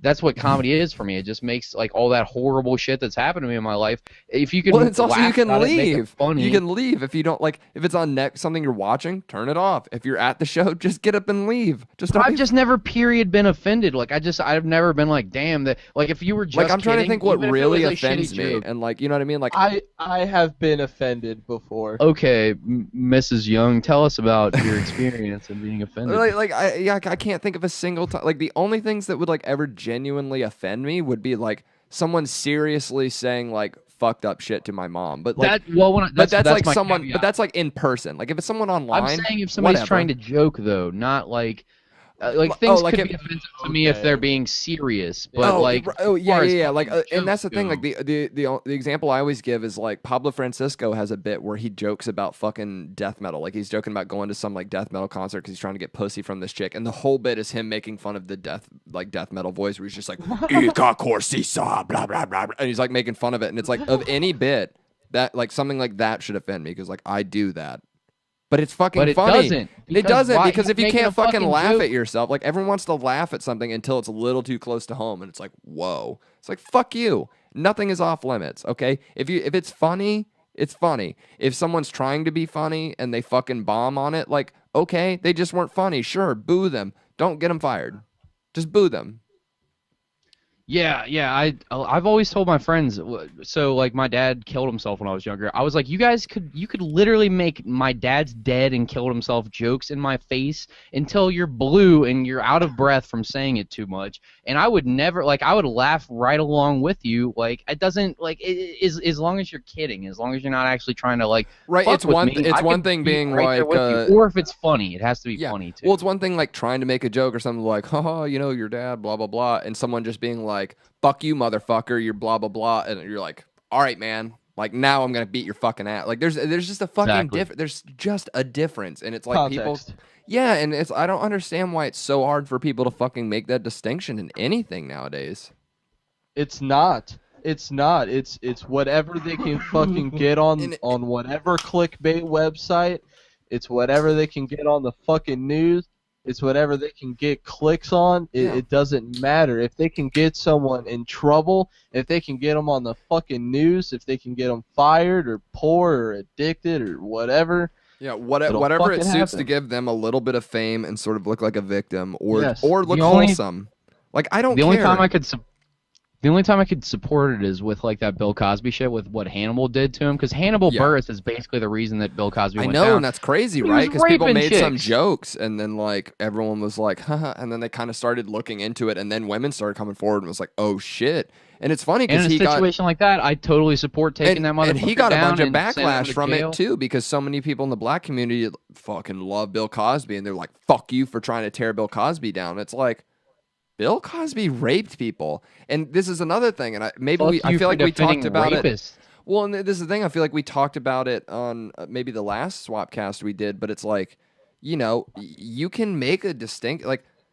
Well, it's funny. Some comedians just like, I love the ones that outright are just like, Bill Cosby was never funny. Personally, I never really found Bill Cosby funny. He's got like a couple bits that I giggled at, but Same. like either way, like whatever. Insert Michael Jackson. I can like, appreciate what he did for comedy, but it's not separate my cup for of me. tea. It's like, you know, I always use the Michael Jackson example, and just like I always say, like Michael Jackson could have literally been fisting children in the recording booth while recording Thriller. You're not going to tell me Thriller isn't a good fucking album. You just won't convince me of that. Fact. When That's I was a in goddamn fact. dude, when I was in like 4th and 5th grade, I remember this one girl on my bus used to try and make fun of me. She's like, "You listen to Michael Jackson? He's a pedophile and stuff." And I was like, "Okay." And even at that age, I was like, "This album's fucking awesome. I don't give a shit." Hear the shrieks of kids getting fucked in the background. Dave of Mustaine's a fucking smooth asshole criminal. who says like racist shit. Megadeth's awesome. Like, you know, it's I can separate it. I guess some people fucking can't, but it's like, you know, I can listen to someone's art that they put out and go, fuck yeah, I could listen to, like, if Meshuggah, if it turned out tomorrow that Meshuggah, like, were all rapists, fuck you. Meshuggah's still fucking gods to me in terms of music. Like, they're we garbage all know people. that- They'd be garbage people, but like, their music's good. That's just, it's Yeah, different. dude, we all know that Luke rapes and murders hookers, but I mean, he's a great host on the Bastard Sermon. Great host. One of the best. Yeah, so just because he's a rapist and murderer and child molester sometimes, I mean, sometimes. You like not to all the put time. pennies up homeless people's assholes, but you're still a good person. Yeah, dude, but you're still a good podcast host. I mean, I hate you as a try. human being for all your rape and murder and child molesting that you do, Luke Young, that lives in Linden. Well, no, I'm just fucking around. Patrick Seta likes to sell drugs to kids, but you know what? He's know great what? on this podcast. He is a great fucking podcast host. Dude, have you And guys ever I'll never listened to take that from him. Have you guys ever listened to Charles Manson's music? Way Fire. to divert from your Fire. rape and murder and child molestation, Luke Young, who lives in Hamilton City. Hey man, I was just trying to divert. At 105 Southington Street, P.O. Box 274. Oh shit. Email Shit, email real. address I'm just Big kidding. Dick Playa 14. Big dick energy. Dude, yeah, so that is one thing that I did want to get into. So the other day, we're hanging out after a podcast. So last Tuesday, we're hanging out after a podcast at our friend Joe and Kayla's. And I started asking Luke about his parents, because for all the years that I've known Luke, I've never met his fucking parents. And then You've I'm like, never met what his is your parents? dad like? Yeah, I was like, what's your fucking, like, your mom and your dad like? I was like, I'm imagining little people, because Luke's not a giant fella. He's not like a midget or anything, but a little person, as Dave Attell would say. And No, he's Dave more Attell like- would. That's the. Actually, have you heard the think Dave I'm like Attell bit on 5'10". that? Lewis actually reminded me He of would it actually say recently. midgets. Yeah, from Road Work, where he was just, No, like, it's not talking even about- midgets. The bit. When he's sitting up there on And I stage qu- and he I was like, quote- midgets, it's all right, I can say it. There's none in the room. It doesn't smell like magic or cinnamon or I thought you were talking about confetti." the other Dave Attell bit, the more offensive one about midgets. Which one? The one about him walking to work? And Oh my the god, candy you haven't heard factory this? bit? Holy shit! Lewis reminded me of this the other day. Because basically I was giggling to Lewis. Lewis and I play Fortnite and shit, and I told him I found out an offensive term for Irish people, and I'm gonna make this quick. I don't want to derail your story. For Irish people is potato nigger, which just made me fucking giggle forever. That's so fucking funny. What? Yeah, I mean it's great. It basically and we discerned you could basically just insert like first thing blank whatever nationality it has to do with, and then the N-word. But he told me he was like, you know, it reminds me of this old Dave Attell bit where he went it's something to the effect of, quote, don't call them midgets, you should call them little people. It's better than what I used to call them, floor niggers. End quote. Oh god, jeez. Which I was like, I don't think I've ever heard a more offensive term for a midget, but like also just like that's got to be in my top 5 for like most offensive things I've ever heard for like a derogatory term for someone. Holy shit, unreal. Dave Attell. I fucking love Dave Attell. He's Much so respect, Dave fucking Attell. funny, man. Even to this And day. that's a joke. Like, never try to take Yeah. Dave Attell's career from him. What little that he has. Unfortunately, I wish that man was the biggest comedian in the Dude, fucking world. That right? dude Because he's such a deserves real respect. motherfucker. Not that Rogan or Burr or any of those people don't deserve their respect, but he should be up there on that fucking. Dude, I remember like, when I Mount was Everest young. of Remember he was doing comedy the as far as- Insomniac show or whatever it was on Comedy Central. Like, I remember Yeah, I was or like the a young kid. not just the Insomniac show, but also the Insomniac tour special with, I mean, Dane and Cook, whatever. But the big ones for me, Sean Rouse and fucking Greg Giraldo, and like it was fantastic. And nobody knows about Rouse. Rest in peace, Sean Rouse. If you guys aren't familiar, check that bad motherfucker out. He's got a story about And Greg a Giraldo. drowning. What? And Greg Giraldo too, right?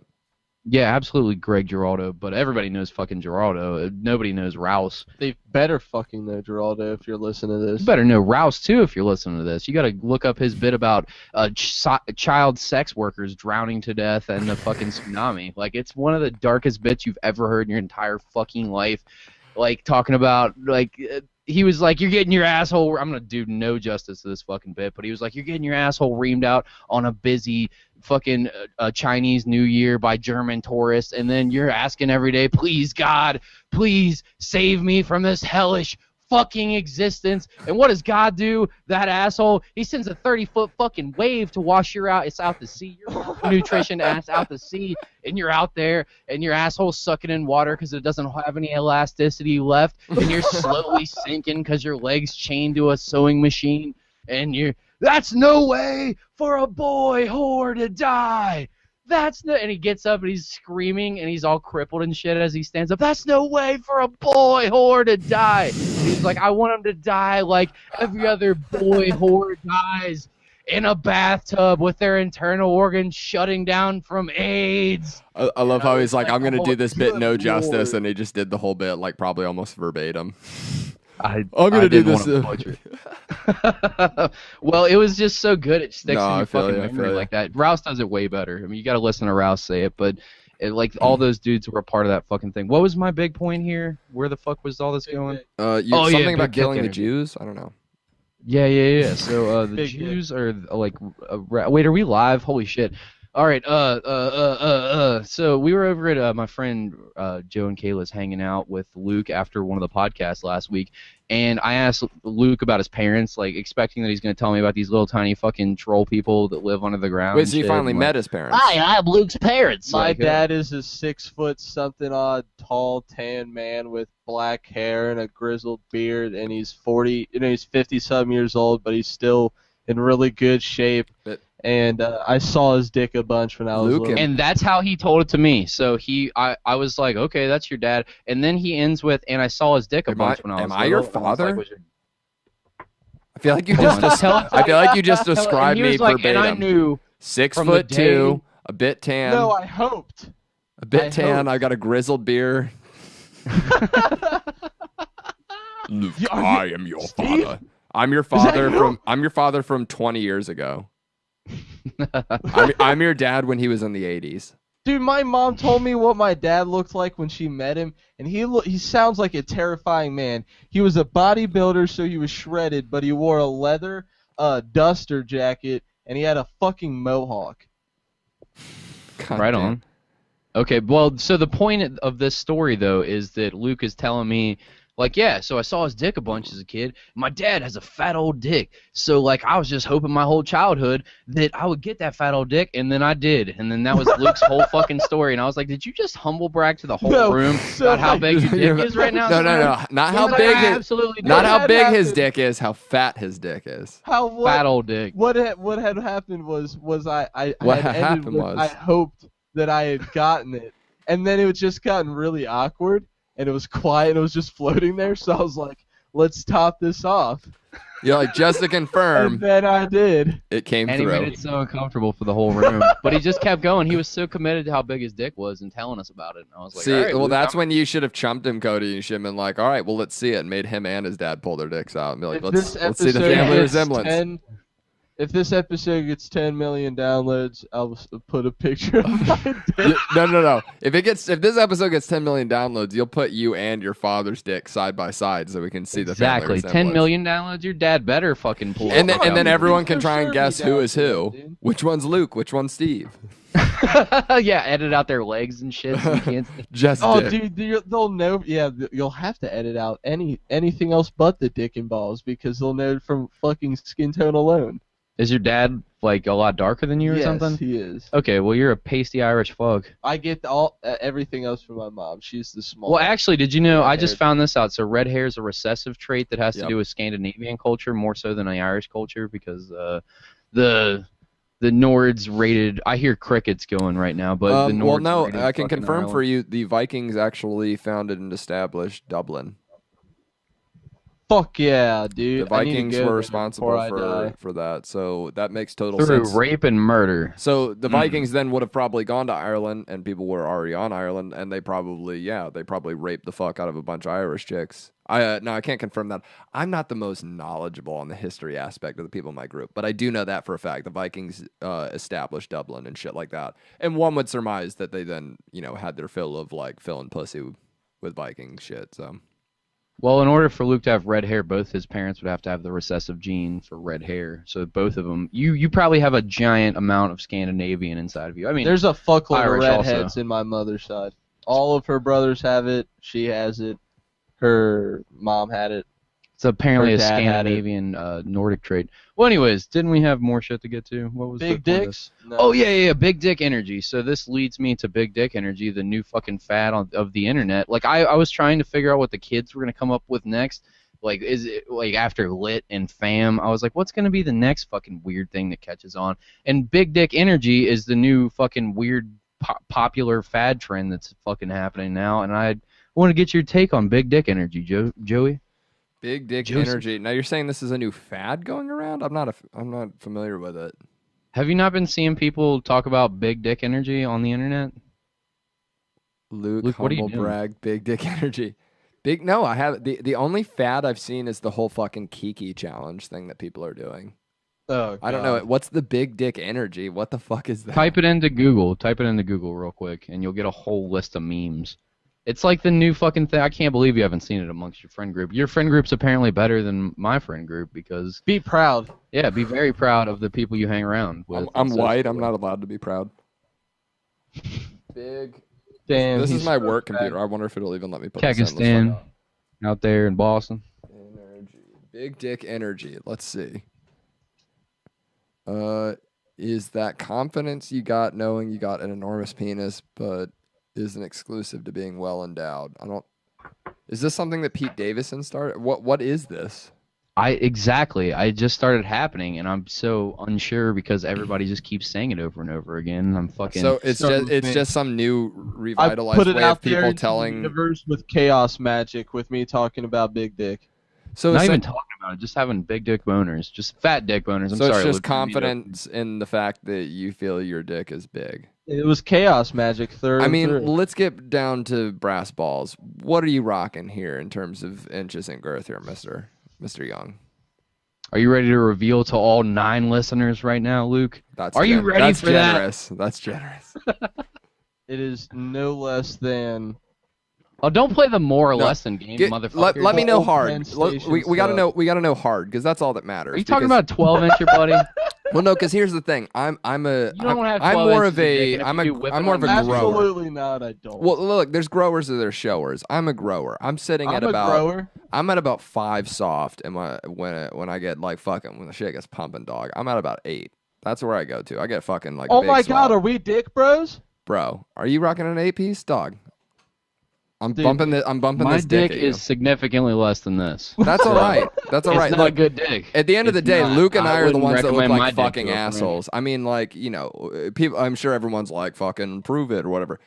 It's better to save a smaller dick. I'll pull it out too. I gotta get some shit going though. Get some fucking. It's an average. It's a very average 6-piece. It's a very average 6-piece from I'll Popeyes. have to pull up some of the dirty smut I have on my phone from various things.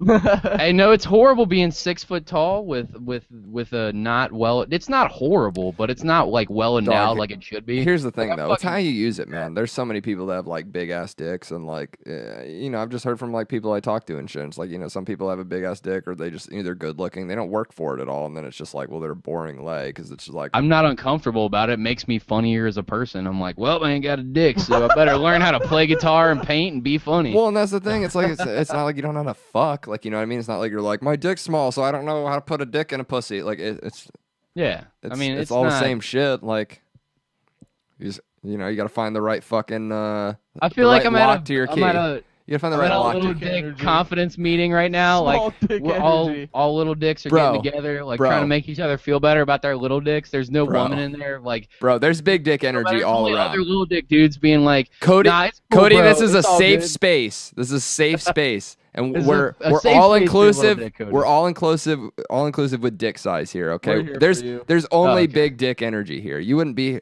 Big dick energy isn't about the size; it's about the energy, dog. That's not how actually you what they're saying. feel. That's what they define Yeah. big dick energy as. They're It's like, it's you a swagger. You know, I don't even need to read the definition. I've already got it now. It's a walk swagger. like your dick's you dragging walk on the floor. you walk like your dick. You walk like you fucking have a gets third it. fucking leg, dog. Yeah, Okay. exactly. Fucking gets See, this is the first time you're learning about big dick energy, and you're spot on with It what finally- you're it saying. finally Goddamn clicked. expert. You know, it actually took you being self-conscious about your dick size for me to realize that you had big dick energy. Oh no, I'm not self-conscious about it. I just fully admitted it onto the internet, and more people will listen once I put this on lips. Like I just don't care. Like whatever.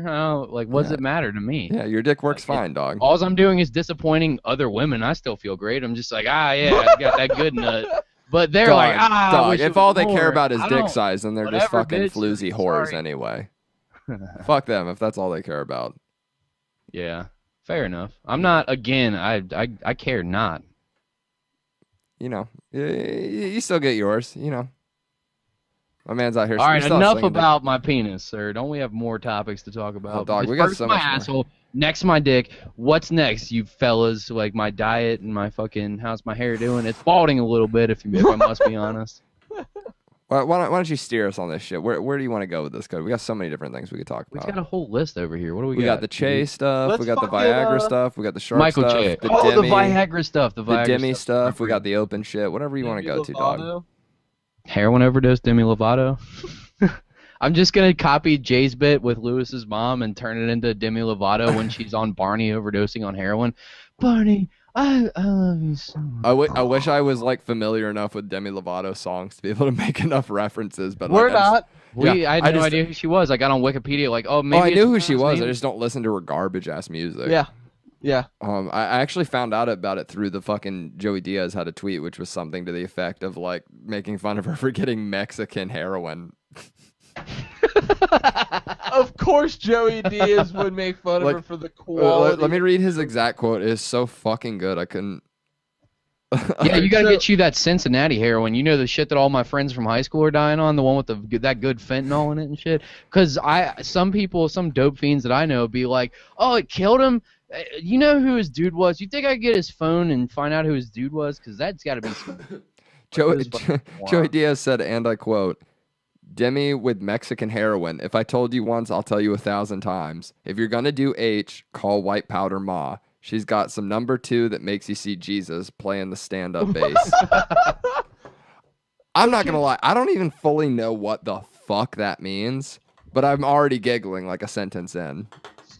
Joey just knows how to string words together that it'd be hilarious to say. It doesn't matter what it is. It He does could read not the matter what the newspaper fuck and you'd he be said. laughing your balls off. So I guess they haven't confirmed that it's heroin, but like all of the symptoms that she showed were like heroin overdose, and they gave her Narcan. Well, just like when they accuse somebody of being a rapist for forever, even if they say later it wasn't heroin, you overdosed on heroin. This is for the my rest of problem with the forever. media, dog. It's like even with like brain. rape cases, look at the lacrosse dudes. It's like until everything is fucking settled and until everything is fucking like boom. Oh my god, I just almost spilled this full drink everywhere. Whew, I'm getting heated. Before you just start fucking throwing claims around and like any news coverage, like everything should be set in stone at that point. Like before, once a verdict is read, release names and shit. But until that point, like look at the lacrosse dudes, man. People still to this day think that they're rapists, even though that they were acquitted of all charges, because that they proved without a shadow of doubt that bitch was fucking lying. Their lives are still ruined. And it's no different with like Demi. Maybe she just like, I don't know. Yeah, and that's the point that I was making. Hey, she's a grown-ass adult. Forevermore, she's going to be the girl that overdosed on heroin, even Yeah, if this hey, turns she's out a to be some grown-ass type of- adult. She can do heroin if she fucking wants to. But This all, post- what kind of a rich bitch like this can't fuck? Like, is she really skimping on her heroin? Where the fuck are you buying bad heroin? You have millions You of think she would dollars. be able to get some You're a quality fucking cunt. H. You know what? I wish she died. Fuck her. Fuck. I'm gonna say it here. Fuck Demi She get ripped Lovato. on for the quality of Dude, her drugs. millions of dollars, and you're gonna skimp out on drugs, especially with all the fucking like heroin epidemic and shit that's going on across our country. Fuck you, Demi Lovato. You could go to cheap ass Batavia, bitch. Ohio, and talk to some juggalos and get better. age. What? Did you run out of money in your like $5 million like hotel room or whatever you're probably staying in? And like fuck you. You know what I mean? It's just like at that point, like I expect this from some like I expect this from one of us dumb motherfuckers going to Mexico and someone be like, "Oh, senor, you want some heroin? Fuck it, I'll take a chance. Why not? Cabo, woo!" But from Demi Lovato has millions of dollars, you go, "Listen, Jorge, bring me your fucking top dog because I'm not buying your bullshit." Cody was pulling up her article on this on a couple of websites, and this one made it really fucking fucked up. It talks about how she had lyrics that basically pointed out that she had an issue.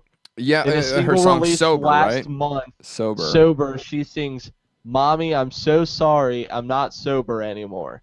And Daddy, please forgive me for the drink spilled on the floor." The song ends with the lines, "I'm sorry that I'm here Wait, again. apparently she's saying she was... I promise I'll get help. It wasn't my intention. I'm sorry to myself." What the fuck? Those aren't even good lyrics. They don't even rhyme, bitch. It's not. You're in pop music. You're in pop music. Your lyrics need to rhyme. That's just how pop music works. Also, I'm reading here too. Apparently, she cited her breakup with Will. Apparently, she was I didn't know this. She was dating Fez from that '70s show, and she said that. How is that dude pulling chicks? Crazy. And apparently, Yo Mama isn't like fucking doing him any favors. Have you ever broke up with somebody and been like, "Wow, nothing would take the edge off like heroin right now"? Right? Never. I've never been like, "Well, this breakup's so bad." And Wilmer Valderrama, he's not fucking George Clooney. I mean, what the fuck has he been doing since Your Mama was canceled? Dog, I've been wondering that constantly. I mean, did he make an appearance on that show? I never watched it, but there's that show that Ashton Kutcher does, The Ranch, which I heard that like a lot of the... Yeah, I think he did actually. He did? Yeah. I heard a lot of that 70s show members made like cameos on it. Like I know Danny Masterson before... Hyde is no longer on it anymore. No, because apparently he was accused of like sexual like assault shit too. Like, and then immediately they got him the fuck out of there. It's so fucking crazy. I feel like there's some sort of weird celebrity community where like once you're famous, you're just locked in this like weird community bubble in Hollywood, and you're just forever associating with celebrities at that point. Right. You're just always surrounded by them, and you're fuck that, dog. Even if I got famous, I'm not hanging out at those parties with those fake ass fucking people. No. That's why I take a fucking note out of Joey Diaz's book. She's like, why am I gonna hang out with these fake mutts and shit? They're just like, "Hi, how are you doing? Oh yes, I'm doing." Fuck you, dick. I'm gonna go fucking in the parking lot. I'm gonna find some busboy, and we're gonna smoke a joint and fucking giggle our tits off.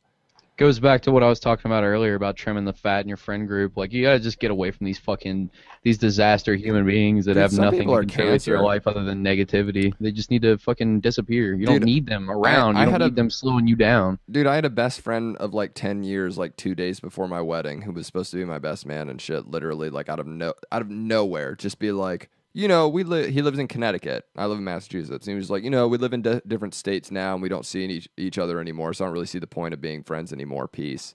Like 2 days before my fucking wedding. Damn. What a piece of shit. And what's his name? You want to shout him out? No, he's a faggot.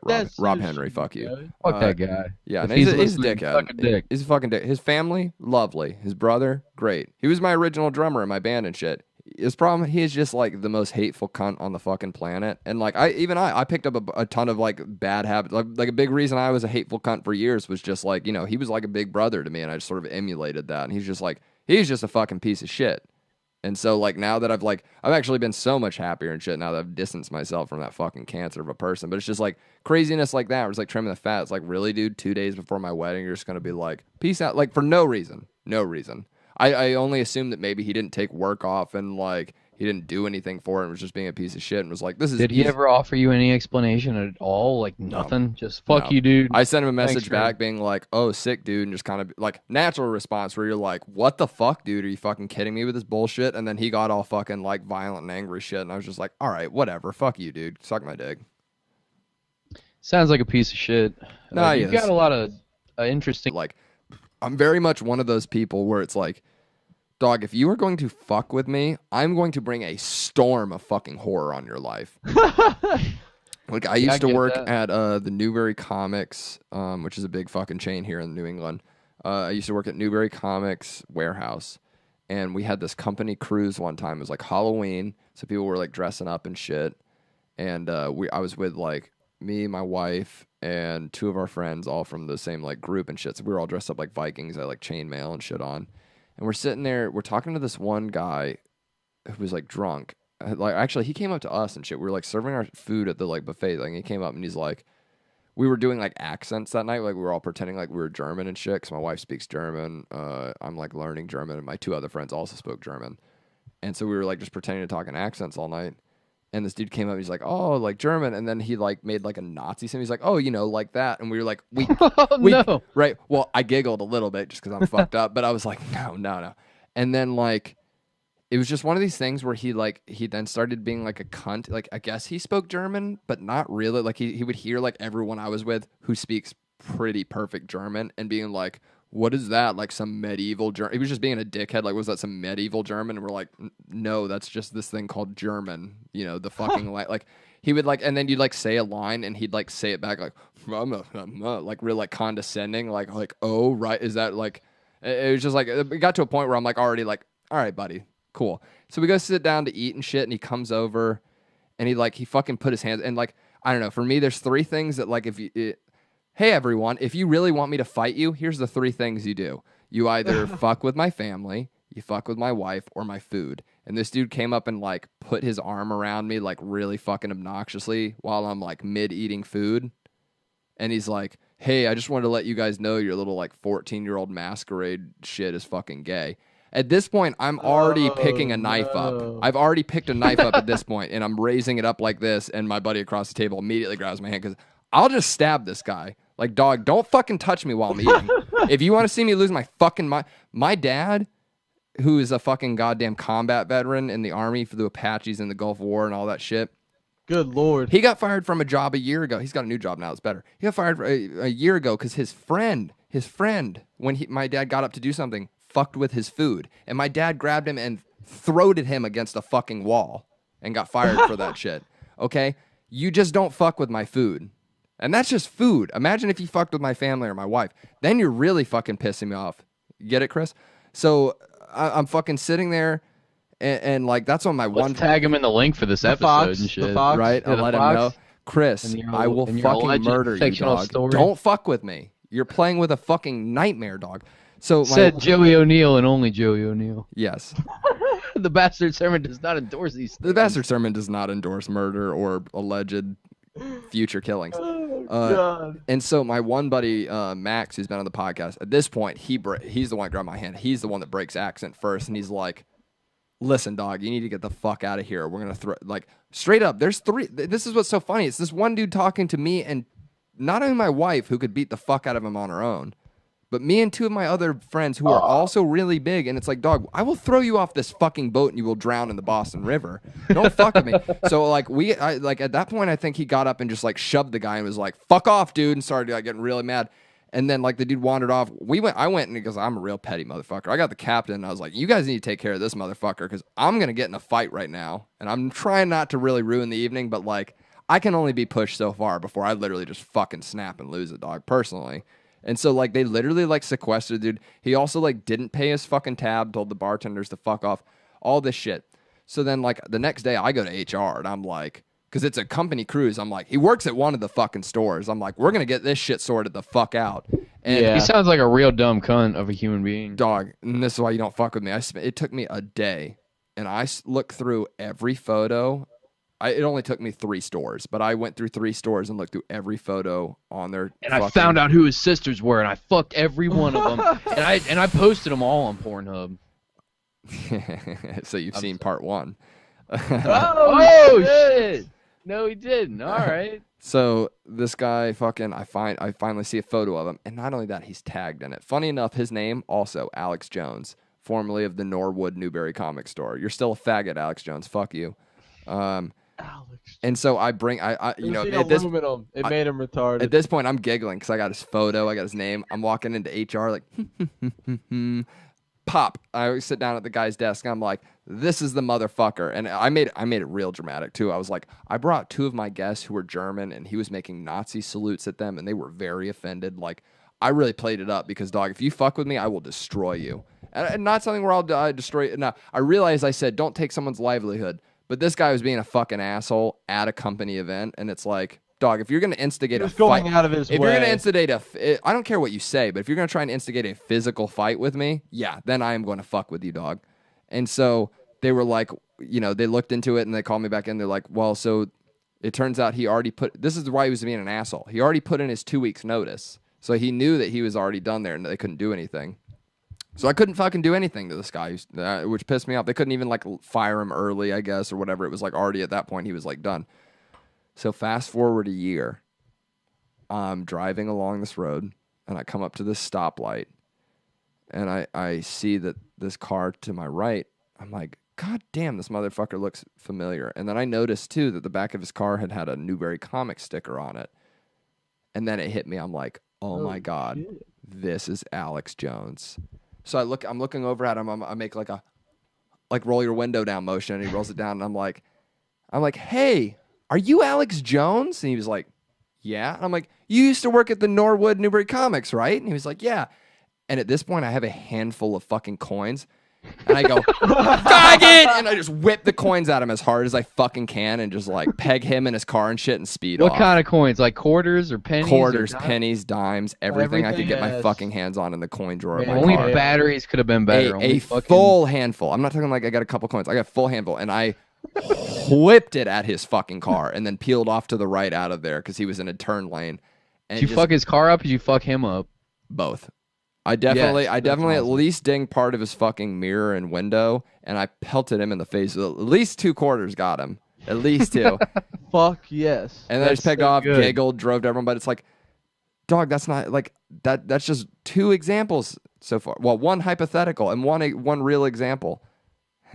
But like, I'm just one of those people, and it's like, I don't know. People can call it petty all they want, but like, I don't know, too often, I don't know if it's just because people stop spanking their kids or whatever. People don't fucking understand consequences anymore these days. And it's like, bro, if you push me to a certain point, I'm going to fucking hurt you. And you're going to learn, like, don't open your cunt mouth anymore. Like, that's the thing. Don't open your... It's like Lewis said when the guy grabbed his mic. Like, why do you pop off and talk shit if you're not going to do anything? Like, if you're going to talk shit, dog, there's going to be fucking consequences. Sorry, maybe that's fucking like some alpha dog bullshit or whatever, but like, I just don't play that shit. I don't play that shit. You're not going to fuck with me. You're not going to chump me. You're not going to make me look like a little bitch. I will fuck you up. Yep. Yeah, and it doesn't matter how big or little somebody is. Like, don't ever fucking underestimate somebody. Don't overestimate somebody either. Just fucking assume my boy Phil, who comes on this podcast, a.k.a. Sven, is that the motherfucker, the big bodybuilder looking dude? Yeah, the one so you've seen him, right? Thick Boston accent? Yeah. It was like, we went for some burgers. Yeah. I can't do a good Boston accent. You know exactly what I'm talking about. My best friend, I fucking love this motherfucker. He's like 6'5", he looks like and he is savage. Like, he is literally like human Hercules. He's like cut from the gods. Him and I do like Icelandic wrestling together. I wouldn't want to have to fucking fist fight this guy, but when I wrestle him, I take him to the ground with no problem. I have no fear of fighting a guy bigger than me. Especially if you fucking if I'm motivated to whoop your ass. If it's just some bullshit, okay. But if you piss me off, dog, you better fucking kill me because I will fuck you up.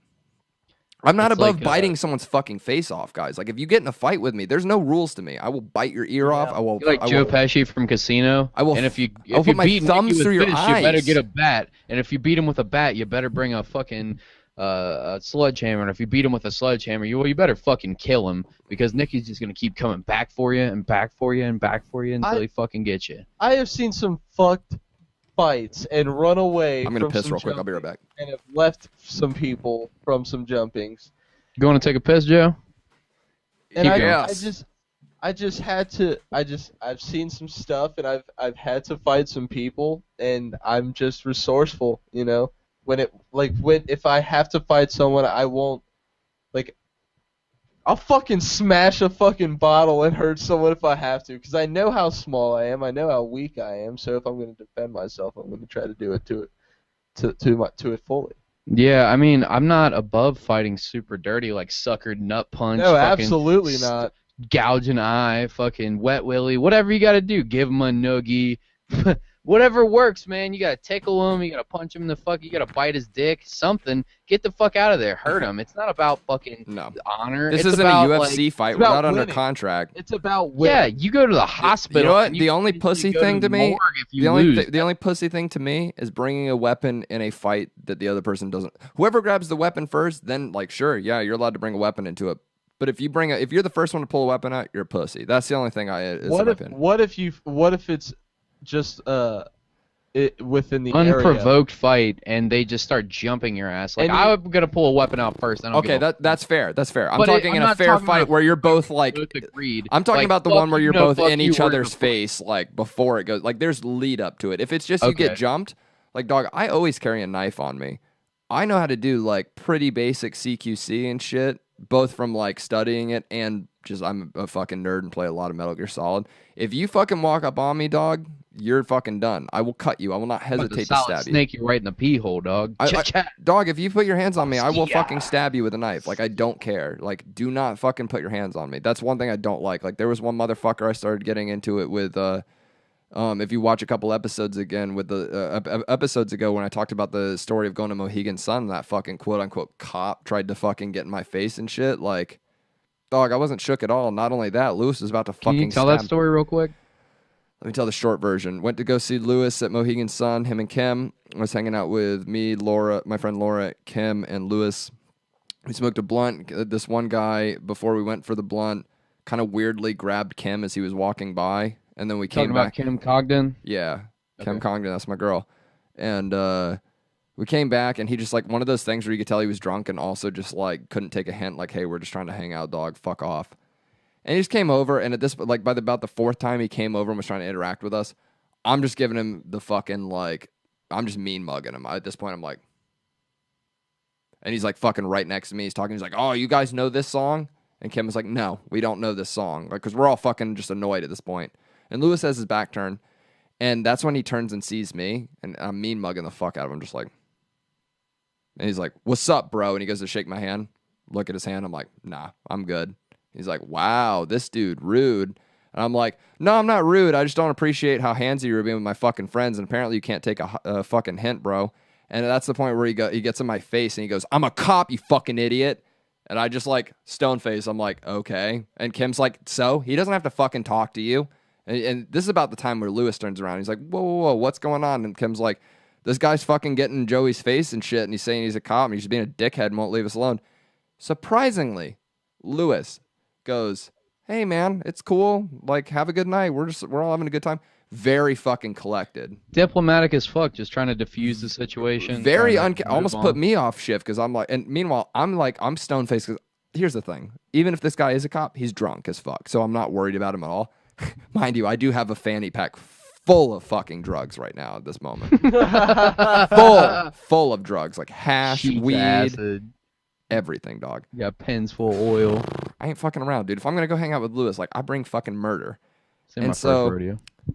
Lewis like says that to him, and he just kind of ignores Lewis and like sort of leans it. At this point, he's like this close to my face, and I'm looking at him like, dog, you need to get the fuck up out my face, or I'm gonna roll you in a ball and fuck you.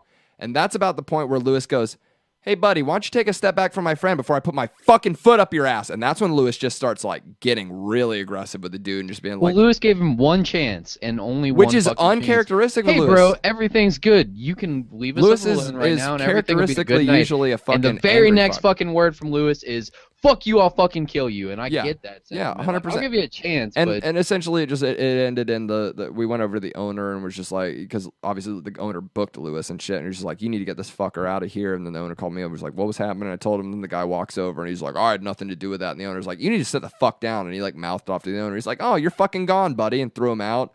And then I went on stage because we were there doing karaoke and shit afterward, and I started doing The Ripper by Judas Priest, and like the parts where it's like back alley streets is where we meet. I'm just looking at the guy through the like opening of the club singing this at him. And Lou's like, fuck yeah, Joey. And then he just took off, and that's all it was. But it was just like this fucking, and he wasn't even a cop. He was the fucking tour manager for the shitty band that was playing the Wolf Den that night. And I knew it because I'm like, a cop doesn't have business cards in the back. I'm a very observant person, like almost Sherlock Holmes level. Like, What a sociopath. yeah, I just like, okay. And that's the thing. It's like, I knew the story too, where Lewis talked about in Detroit, where he almost got in that fucking fist fight with that cop, where the cop was being drunk and like showed his badge, and he's like, And maybe he's like, he wasn't "Oh, even a yeah, cop. you're-" Like, he's he like, could have been "You're a a cop." fake cop. Yeah, he's like, "Oh, you're a cop." He's like, "Well, you're drunk. I'm about to knock you the fuck out, bitch." And like, that's the thing. It's like, if you're drunk, that doesn't matter if you're a cop, dog. If you're drunk, you are not on duty, and you are like, do something while you're drunk, because I'm gonna get off scot-free because you're drunk. You're going to lose your job. You're going to lose your fucking livelihood. You're going to lose fucking everything. Your gun, your badge. And that dude, it sounded like from Lewis's story. I listened to that version of it for people that aren't familiar with what he's talking about, earlier episodes of Legion of Skanks. But it sounded like he wasn't really a cop. He was just a crazy person. No, with a I don't think he badge was. on. I think he maybe was like a guy that did security somewhere and was like bullshitting he was a cop. But even Yeah. if he was a cop, again, it's just like it's like Lewis and Kim said. It's like there's no other job where you can be drunk at your job like that. Like, so Stand-up comedy. yeah, stand-up comedy. That's like the only one. But it's like, especially something where you're holding a gun, and he didn't have a gun or anything. He literally, like, he looked like the most typical New England dad, like older 50-year-old dad, like glasses, hat. And I'm just like, dog, there's one of you. Even if you are a cop, me and Lewis will hold you down and fuck you in this fucking casino. Like, just don't, bro. It's crazy. Yeah, there's no scenario where you win, friend. You just like, dog, you're not some UFC fighter, so don't think you can take on. I don't want to have to fight two people at once, because I don't really think I could do that. But it's like, you're just some fucking asshole in nowhere, Connecticut. Like, don't start shit with people you don't know, dog. And Lewis has been training for that fight. Lewis is looking real good, dog. You do not want to fuck with Lewis right now. I could tell you that. Are you going to bet on BetDSA.com? Yes, I am. Because you know what? Here's the thing. Ryan O'Neal looked real big in that photo. I saw Ryan O'Neal. I don't know if you guys look on Twitter. I wish Lewis would have squared up to him, though, if he had. Here's the thing. Ryan O'Neal looks really big in that photo. Everyone thinks he looks big. I was just at Skankfest. Me and my buddy Sven, we were part of Lewis's security detail. If you look on Twitter, or if you end up giving the $1 to Ryan and O'Neal, you can watch the video from the press conference at Skankfest. We're standing right behind Lewis the whole time, like, for his fucking security detail and shit. And I could see Ryan O'Neal in person. He is a lot smaller in person than he looks in that photo, dog. He is a skinny motherfucker, and Lewis is looking like a Daniel Cormier tank motherfucker. You do not want to fight Lewis. Lewis does look pretty good. He was bragging about himself in the last Legion of Skanks with that white shirt on. Can I be honest with you? He's not. It's warranted. Like, and I understand that I'm friends with Lewis, but like, genuinely from a fight perspective, he's shorter than Ryan O'Neal, but he is thicker, and I don't mean fat. Thicker, stronger, and he looks like, if you look at the two of them square up, you're like, Lewis would check one of your kicks, dog, and your leg's gonna snap. Like, Lewis even said, he's like, I want to know how you think you're gonna do anything in this fight with those little fucking chicken legs of yours. Like, Ryan O'Neal's a skinny motherfucker. I felt like I could fight Ryan O'Neal. I don't feel like I would win in a fight against Lewis. Plus, I feel like Ryan O'Neal's not going to bring the venom of the Puerto Rican rattlesnake. No, and that's the other aspect. Like, he's like on the the Indiana mongoose or whatever, and it's like, you worked on a farm or whatever. It's like, dude, you still look like a skinny bitch. And it's like, Lewis has had real strife in his life. Like, Lewis has faced real adversity, and he's just an angry, aggressive motherfucker. Like, that's what he said. He said in one of his podcasts, he's just like, Ryan O'Neal is not going to be the thing that stops me in life. Like, Lewis has faced a lot. Did you see that Andrew Dice Clay endorsed Lewis? Mm-hmm. That's fucking hilarious. Yeah. It's He's great. gonna win it. Lewis said they said at the press conference, if you watch, which you guys should watch, at the very least you can listen to it for free, but you can watch it, I think, if you donate $1 to. I've got a Gas Digital subscription. It's on the Danish and O'Neal shit. So if you can listen to it on SoundCloud for free, but if you want to watch it, you got to pay $1 to their Patreon bullshit. But they asked them, they're like, how did it I feel? do like Danish and O'Neal. All in all fairness to them, they're not. Listen, bad. they're not bad. Like, putting like bullshit of the fight and like hype aside, they're not terrible, but like they're definitely not like my favorites. I'm not gonna subscribe to their fucking thing like I would. I definitely got my hair in fucking Danish's mouth, and he called me a Hesher-looking motherfucker. It was great. You'll notice that he's like, the Hesher-looking motherfucker's got his hair in my mouth. Gross. And there was a point too where Lewis told us to take Ryan O'Neal's fucking microphone away, and like I was fighting with him over it, and he was like, "You're not taking my microphone." And then my buddy Phil comes over and puts his hand on it. And he's like, "Oh wait, you're taking it? You can just have it." And this was on Danish and O'Neill's podcast or during the. It's at Skankfest. They did the Sunday. The first thing was a press conference. It was Danish and O'Neill's podcast. I saw your videos that you had posted. Weren't they like Instagram lives or some shit, or like Facebook lives? I think it was probably Twitter. On Twitter, I shared a couple videos of us. I saw the video that you did of you were in the back of the room within the conference when they all walked in, like they were doing the fucking what's the line where they all hold their shoulders like this? But that's not my video. I was in that. Yeah, we were all like shouldered. Conga line. Yeah, the conga line. Yeah, we were doing the conga because I was up front for that, and Lewis sent me a DM and he was like, "Come to the lobby," and I went out there and he's like, "Listen, grab your boy Phil, and then we're gonna grab a few more of the biggest looking motherfuckers here, and you're just gonna be my enforcers on stage." And we did like a Floyd Mayweather type shit. Like at one point he was like, "Form Voltron," and we went over and we were just like fucking hoarded around Ryan O'Neal and we're just shoving him and shit. And I was like, "He's gonna fuck you in that stage." But good lord, that's fucking tremendous, dude. It's awesome that you got to be a part of Skankfest. No bullshit. Lewis is looking good. I'm very confident in him in this fight. So here's something from Skankfest that we didn't actually get to yet. You got to see the reunion of Tough Crowd for the first time in it's been 15 fucking years or something? Yeah. Not really 15, but somewhere in that ballpark, 10, 12. It's been a while. Yeah. Well, hey, wait, before we get to that, two more quick points I wanted to make before we Sorry. No, because I want to get to the Tough Crowd thing. That was legendary, but two things last things I wanted to mention about the open relationship thing that I thought was funny. Have you guys ever noticed this? This is just something I've noticed over the course of my lifetime. Have you ever felt like when you were not dating a chick, chicks weren't super interested in you, and then like while you were dating a chick, chicks were just like all about trying to get your dick? 1,000 times, yes. Every single fucking time. Thank you. It's like this weird fucking phenomenon, right? It's crazy that shit happens. I've never been able to understand why that's the thing. I can only assume that women are just whores. It's the only thing. Dudes are as much whores as women. I would give very it fair. That's very like fair. I just don't want to be unfair to women. Like I'm a whore. I'll admit it. I'm a whore too, dude. It's great slinging dick around.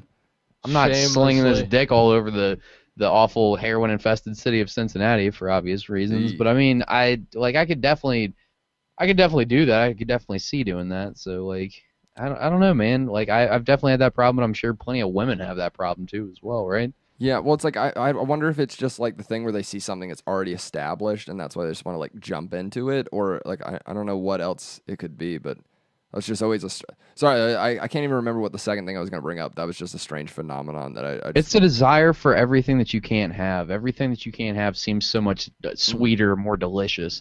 Like they're with somebody, so that makes it hotter, more like. Have you ever had like a girlfriend's friend come on to you before, or like something to that effect, and like it feels like the only reason they're into you is because it's so much dirtier, right? And then you're like wondering, you're like, well, fuck, is this a test or some shit like that? Like what's exactly? Yeah. Oh, now I remember the second thing. The second thing I was gonna say is like the craziest thing to me about the open relationship, and it's the last thing, and then we can go on to the Tough Crowd thing. Is I legitimately have gotten more pussy in my lifetime in the time of an open relationship than like girls have been. So, and I don't know if it's just because I'm older now or what, or I mean the high school I went to, the chicks there were pretty fucking prude, but like just astounding how much more I've gotten being in an open relationship than like when I've been single. It's crazy, dog. It does not make sense. I mean, like I was showing Cody some fucking shit the other night, and it's like he was showing me some hot ass black girl texting him last night and shit, and I was like, Jesus Christ, Joey, like what are you pulling right now? I don't feel like I should even be pulling the kinds of people that I'm pulling right now. Like it's unreal, and I don't mean that element of the open relationship just brings it to a new level of like pussy, and I hate it because I feel like I'm humble bragging right now, like Luke's big dick energy, but like. No, I'm fucking with you, bud. This whole album, all around. I am with you. This whole podcast has been about big dick energy right now. There are far too many women I've had that I do not deserve by any means. Yes, right. And you're just like, yeah, same. I've had it thrown into my lap sometimes, and I was like, what? Yeah. Well, okay, like I've thought about that. I've had fucking. You're like, did I earn this? What is happening? Yeah, like, how did I come? Like, look at me. I'm nothing special looks wise and shit. Like I might be a tiny bit funnier than the I mean, average. here's the fuck, thing. but- Big dick. I don't know if energy. you guys follow drag queens at all, but we watch RuPaul's Drag Race. Sharon Needles, winner of RuPaul's Drag Race season 4, met her once. Said I had perfect bone structure. So that's my claim to fame. Hell I've had yeah. people. I mean, look at these cheekbones, dog. They're insane. Native American as Chiseled fuck. from Irish He stones. was fucking verified. Gorgeous. I gotta take a piss, you guys. Hey, how long have we been going, Joey? How long have we been casting for? Let's see. Probably about 2 hours. So why don't we get to the tough crowd? We'll look at a couple clips and then maybe we'll wrap this bitch up. Is there any way to pause this so I can smoke a cigarette or something? Is that not possible? If it's not possible, okay, Luke, I'm sorry. Sorry if this interferes with your whole life. I'm gonna go piss, which means Dog, smoke a Dog, cigarette. you gotta I'll get be that right back. podcast room where you can smoke cigarettes in it, dog. That's the Would next level. literally destroy the whole point of a live video episode. Fair enough, Luke. Fair enough. Okay, I'm gonna go piss. I'll be right back. Or I do want to hear about tough crowd though, kid. I'm just gonna piss. So give me like 2 dog, I'm gonna minutes. time. It better be the quickest piss in history. Well, Ready? in 3, this 2, I'm 1, gonna go. piss in this jar live. We're on gonna the time. episode. We're gonna time. Everyone, bastard and cunt, time Cody. We're gonna establish a new Alright, standard hold for on. I've got podcast the piss standard. 3, 2, 1, go. All right. It's 11:13. Let's see. Well, for the listeners who don't know what a tough crowd is, why don't you go ahead and give a rundown as to what exactly it is? Yeah, so we were talking about it before. Like I don't think any of us really were like old enough to watch it necessarily while it was on TV. I watched it after the fact, but it was a show by Colin Quinn, and it featured, let's see, Keith Robinson, Colin Quinn, Jim Norton, Nick DiPaolo, Patrice O'Neill, Greg Giraldo. I think that was everyone. Now, maybe. Oh, and Robert Kelly too. I think, right? Was there anyone else I'm forgetting? I don't think so. I might be forgetting one person, but Rich Voss and Rich Voss. That's the other one. I'm back, you folks. Woo!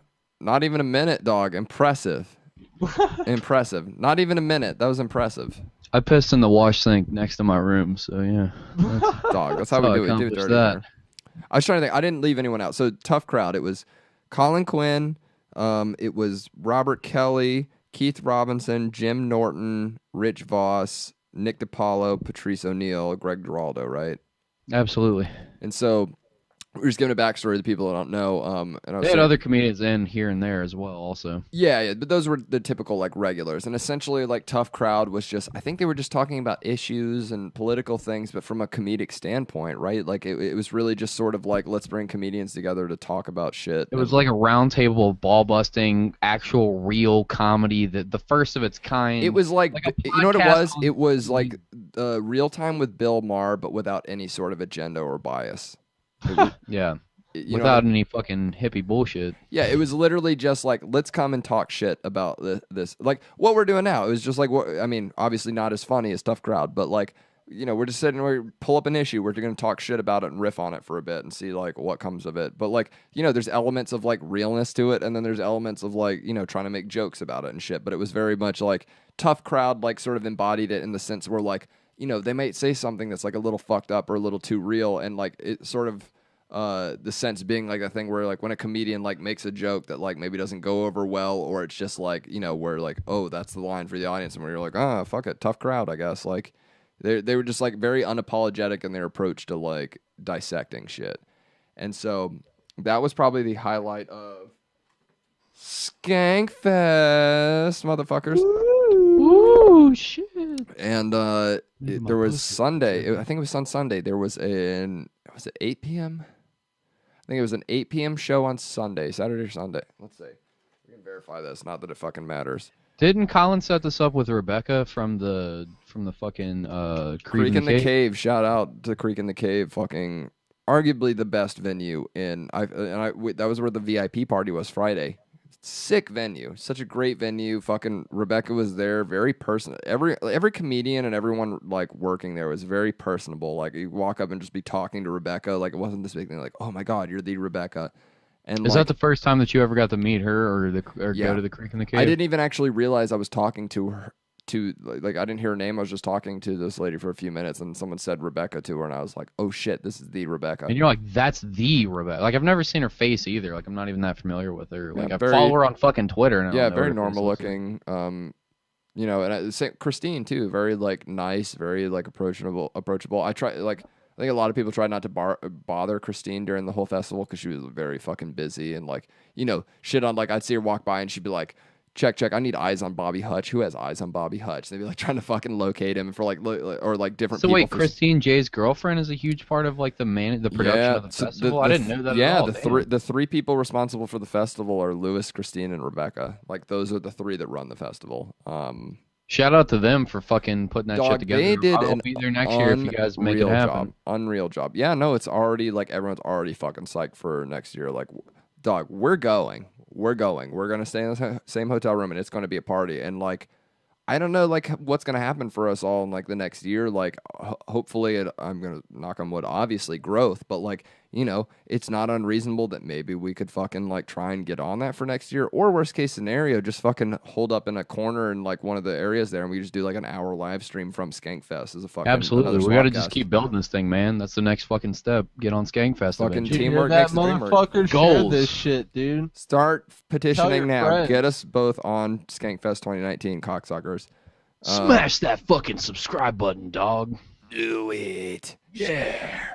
Like and share. But yeah, there was this 8 p.m. And they only listed it as a secret show. And Rebecca apparently, like 2 days before Skankfest, had a meeting with Colin Quinn, talked with him about it, told him like all about what Skankfest was, and I guess he was super into it because of A, what the festival represented, B, the fact that it wasn't going to be filmed or recorded, and C, just the fact that it was going to be a secret show where it was just going to be this very like special thing. So like everyone saw a secret show, and no one had any, like there was no whispers of what it could be or anything. And then there was maybe like 100, I think maybe 100 of us were like piled into the basement area. They called it the drunk tank, the room where it was. And it was the same room where they did Stone Science. Shout out to Kim and Sarah. Stone Science was fucking awesome. The Stone Science Fair, unreal. And all of a sudden, everyone's just piled in this room. And I was walking around, and I actually was near the room, and Lewis had walked by, and he was like, doggy, go in that fucking room. You will thank me later. I was like, oh, all right. And I went in there, and then like about 2 minutes before they started, Bombarded with pussy and drugs. yeah, dude, we got deep that weekend. I drove home on like after coming down from like mushrooms and acid, and somehow got home from New York. No problem. Hell At 3:30 in yeah. the morning on that Monday technically, but it was a Sunday. And we're in the back of the room, and like 2 minutes before they start, the screen that's there in the middle of like all the chairs and everything changed, and it shows Tough Crowd, and everyone was just like, "Oh shit!" And then in comes fucking Colin Quinn, Robert Kelly, Keith Robinson, Jim Norton, and Rich Voss, and they did it fucking like to the T. They did all the segments. They fucking like Oh shit. they did the thing too where it's like the bit they have. I can't remember the name now. Where it's like the one where they have a guy come in and they guess sort of like what he does, where he's from, like all that kind of shit. And like everyone like got Chris Crespo in there to do it from Roast Masters, the guy that's got the fucked up arms and shit like that. And like, I think like Rich Voss made a great Shout out joke. to Chris Crespo, that bad motherfucker on Roast Masters. Every time he's on, So watch funny. that shit. It's not So even funny. that he's a cripple. No, that it's they're not giving pity some at all. fucking That's what's show great to. about him. He is brutal.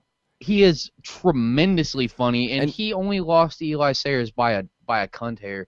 And Seriously. he needed to go over the top you have to go over the top to beat Eli Sayers. Yeah. And I feel like that's a lot of the times when somebody's qualified to be At close to Eli's Skankfest, level, they have that to was just the barely. Skankfest was the only time I've ever seen Eli shaken. He lost the first round against Patrick Oh, Hooper, shit. and he was visibly like his hand was shaking. Like that was the first. Did he time come out to the song like he does every time Yeah, and hold of the course. belt up and shit? Of course. What's the fucking song? I keep forgetting. Was it Simple Man?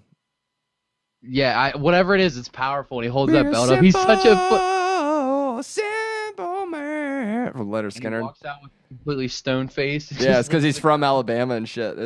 But yeah, he was, and he won though. He came back and won and shit. But like that first round, he got rocked, and you could tell like he was a little shaken. But that's why I love Chris Crespo though. Is like the best thing about Chris Crespo is all anyone has material about to write is his fucked up arms. And it's like, it's so obvious that like, I feel like the only way you can beat Chris Crespo is you have to be so creative. You do maybe one arm joke, but realistically, like if you could do a whole roast of Chris Crespo without ever even like mentioning his arms, Then you are you're a legend. your next level. And I mean, Eli had to mention it because it's such a big thing, but he did, and he Other called shit. other people out when he's the guest judge on Roastmasters. Shout out to Roastmasters and all of Gas Digital. I If you know. guys don't already have a fucking subscription, $7 a month. Like you It's can't so you spend easy. that on fucking You get on Legion of drugs and booze Skanks. and You get and fucking gambling, Real Ass you degenerate Podcast. No fucks. disrespect. SDR show. Fucking like. There's Real Ass so Podcast, fucking Part of the Problem. Oh, there's fucking Legion of there's Skanks. There's everything. so Kim many Cockin's shows. new show where Stone she's Science. doing the fucking The Broad City. I the think. Lisa Ann show. It's not even like a It's video good. yet, but it's still That's a- pretty good. I was surprised. I was like, I don't want to hear this. Like, I beat off to this girl Same so thing. many times. I thought the same thing. I was she's like, not it's gonna just be some funny. dumb porn star. And I listened to the episode I listened to was the one with her and Lewis, and like she's not a dumbass. She's actually pretty Tremendous, eloquent. Yeah. It's tremendous. She's That's the fucking word. tremendous. That whole everything on there. But Roastmasters, getting back to the point. Sorry to get distracted. I just want to give them a big shout out because Fuck I yeah, fucking love love that Gas show. Digital. That was a distraction. They're on Yeah, tonight kind right of a now. distraction. But point is, even Eli was talking about how like every other person that went up against Chris, That's is all they talk just about. their fucking arm jokes, and it's Well, like, and that's come what on, I dude, love you gotta- about. That's why I love having like someone like an Eli on Roastmasters. Or even, I feel bad because someone like Yamanika gets a lot of fucking shit on like Twitter and like a bunch of shit like that. But like, I think Yamanika is funny, but also like I always appreciate how Yamanika gives like very serious notes to like the comics. Like she genuinely gives a shit about like them improving. And like Absolutely. sometimes you get the comics that come out like, and that's not to say like Rich Voss doesn't give good notes because he does, but a lot of times you get comics like Rich Voss and stuff will come on and sort of just like they're being funny, and that's great. That's what you want. It's almost better if they're not giving notes and just being funny in a sense, but you also want like at the same you want a balance. You want someone that's just gonna come in and just like fucking rip into people, Lewis or the people up on stage.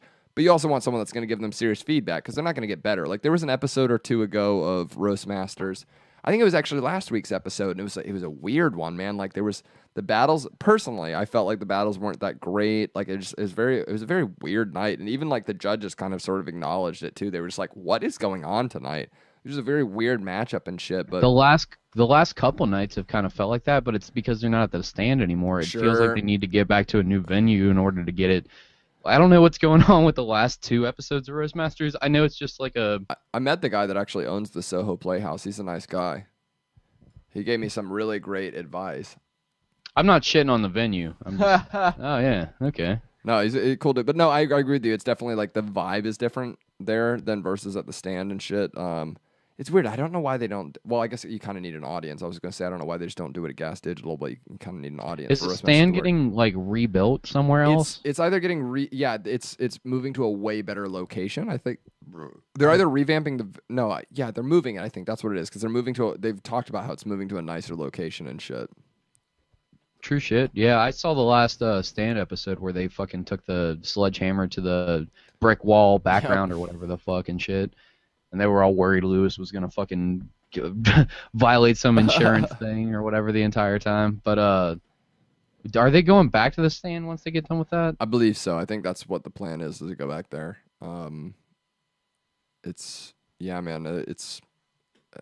It's just a different vibe. Like it looks smaller at Soho. Like the quality. I don't know if that's affecting the crowd or whatever. But I agree with you. It's been the last couple episodes have been a little weird. But it's also been weird because it's like the last episode was like post Skank Fest, and so like I'm sure.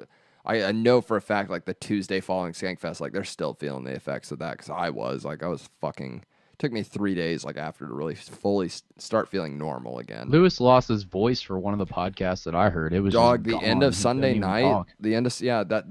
the Legion of Skank episode on Sunday, when the Danish and O'Neill was on, they were like he was already losing his voice, and at that point he still had to do Ha the musical. Doing Chuckle Fuckers, and he also had to do two songs at the goddamn Comedy Jam. So he was just like, I don't know how the fuck I'm gonna do this shit. And I didn't realize last night when they had the episode on, but he actually wasn't even able to. That Monday he was supposed to go on the Bonfire. Him and Dave were supposed to go on with Dan Soder and Big J, but he had to cancel it because his voice was gone. God damn. It's crazy.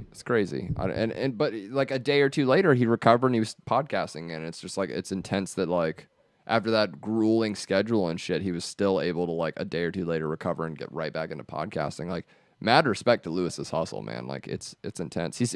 Lewis is almost like a poor man's, to use a basketball term. He's like a poor man's Joe Rogan, but like I like him a lot more. Did you hear when like Dan that. Soder was clowning on him about? He was like, Lewis, you're destined to build a company and fucking lose it all after they dig up some shit about you. He was like, I've always just imagined you apologizing in front of several microphones all at once. Me and my constituents, we feel very wrong about the thing that like. And Lewis was like, I'm gonna say it here right now that I'll never apologize for anything I've ever said. And all the fans start clapping, and Dan Soder is like, listen to all the people that are gonna be disappointed in 5 years. Fucking weak about it because it seems like that sort of thing. Because Lewis really is the dude is an entrepreneur. You could clown on him all you want, like Yeah, well, and it's so funny. I hate to use his own moniker, but he really is a real ass dude. Like I've never met someone more real than him. Like I've never met him, and I love that dude. Like he said in he's that so fucking genuine, Legion of man. Skanks episode, he was like talking about like all the people that when they first heard him hated him. I was one of those people. I was like, who's this fucking dude? I'm listening to Legion of Skanks to hear more of Big J Okerson. That's how I got into it in the early episodes. Well, it's so funny. before they had Everyone video. says that, but I told him that I was like, I'm like, maybe I'm one of the exceptions, but I didn't hate him originally, but I think that's just because I'm a fucking asshole. Like I always liked his fucking like just dickish like I started listening. It's not that I hated him. I just thought that he was the dude that everybody roasted throughout the show, and then I realized. Same. Yeah, I was just like, you this thought he dude's was just that a fucking archetype of clown. like your purpose is just to be there for roasting. Yeah, Like, 'cause exactly. a lot And then of I podcasts realized, have like, that, oh yeah. no, you're just so comfortable with who you are that you can just be like roasted and play along with it. And they've got That's the the Lewis thing, he voice, plays which is my into it, favorite man. part. And he makes so much of the bits like funny just by nature of like even allowing like just sitting there and being a good sport while they like use Lewis voice like, hey, it's me, Lewis. Yeah, exactly. I love like the Lewis voice is one of the funniest things about fucking Legion of Skanks. Just And any it's not bit even they do. his voice. at La, all. I la, love like, that. and there's so many like slight variants, like the Dan Soder one or the like Big J. Like everyone does it like slightly different, but it's all the same. Like, hey, what's going on, you guys? It's me, Lewis. Like it's such a great. Yeah. And it was so funny when I started doing my podcast. I actually had to watch myself because anytime I would go to like make fun of someone, I almost You'd use, my brain like- would start wanting to do the Lewis voice, but I'm like, that only works because it's Lewis and it's Legion of Skanks. I was like, I've got to pick a different like I can't do the Lewis It's like voice. new comedians in the Dave Attell cadence. Like everybody uses the Dave Attell cadence when they start off. Jesus Christ, it's ridiculous. Fuck, we should get into it. Let's see. We've got the only things we have left on the fucking docket is we got the shark stuff, the Viagra stuff, and the Michael Che shit.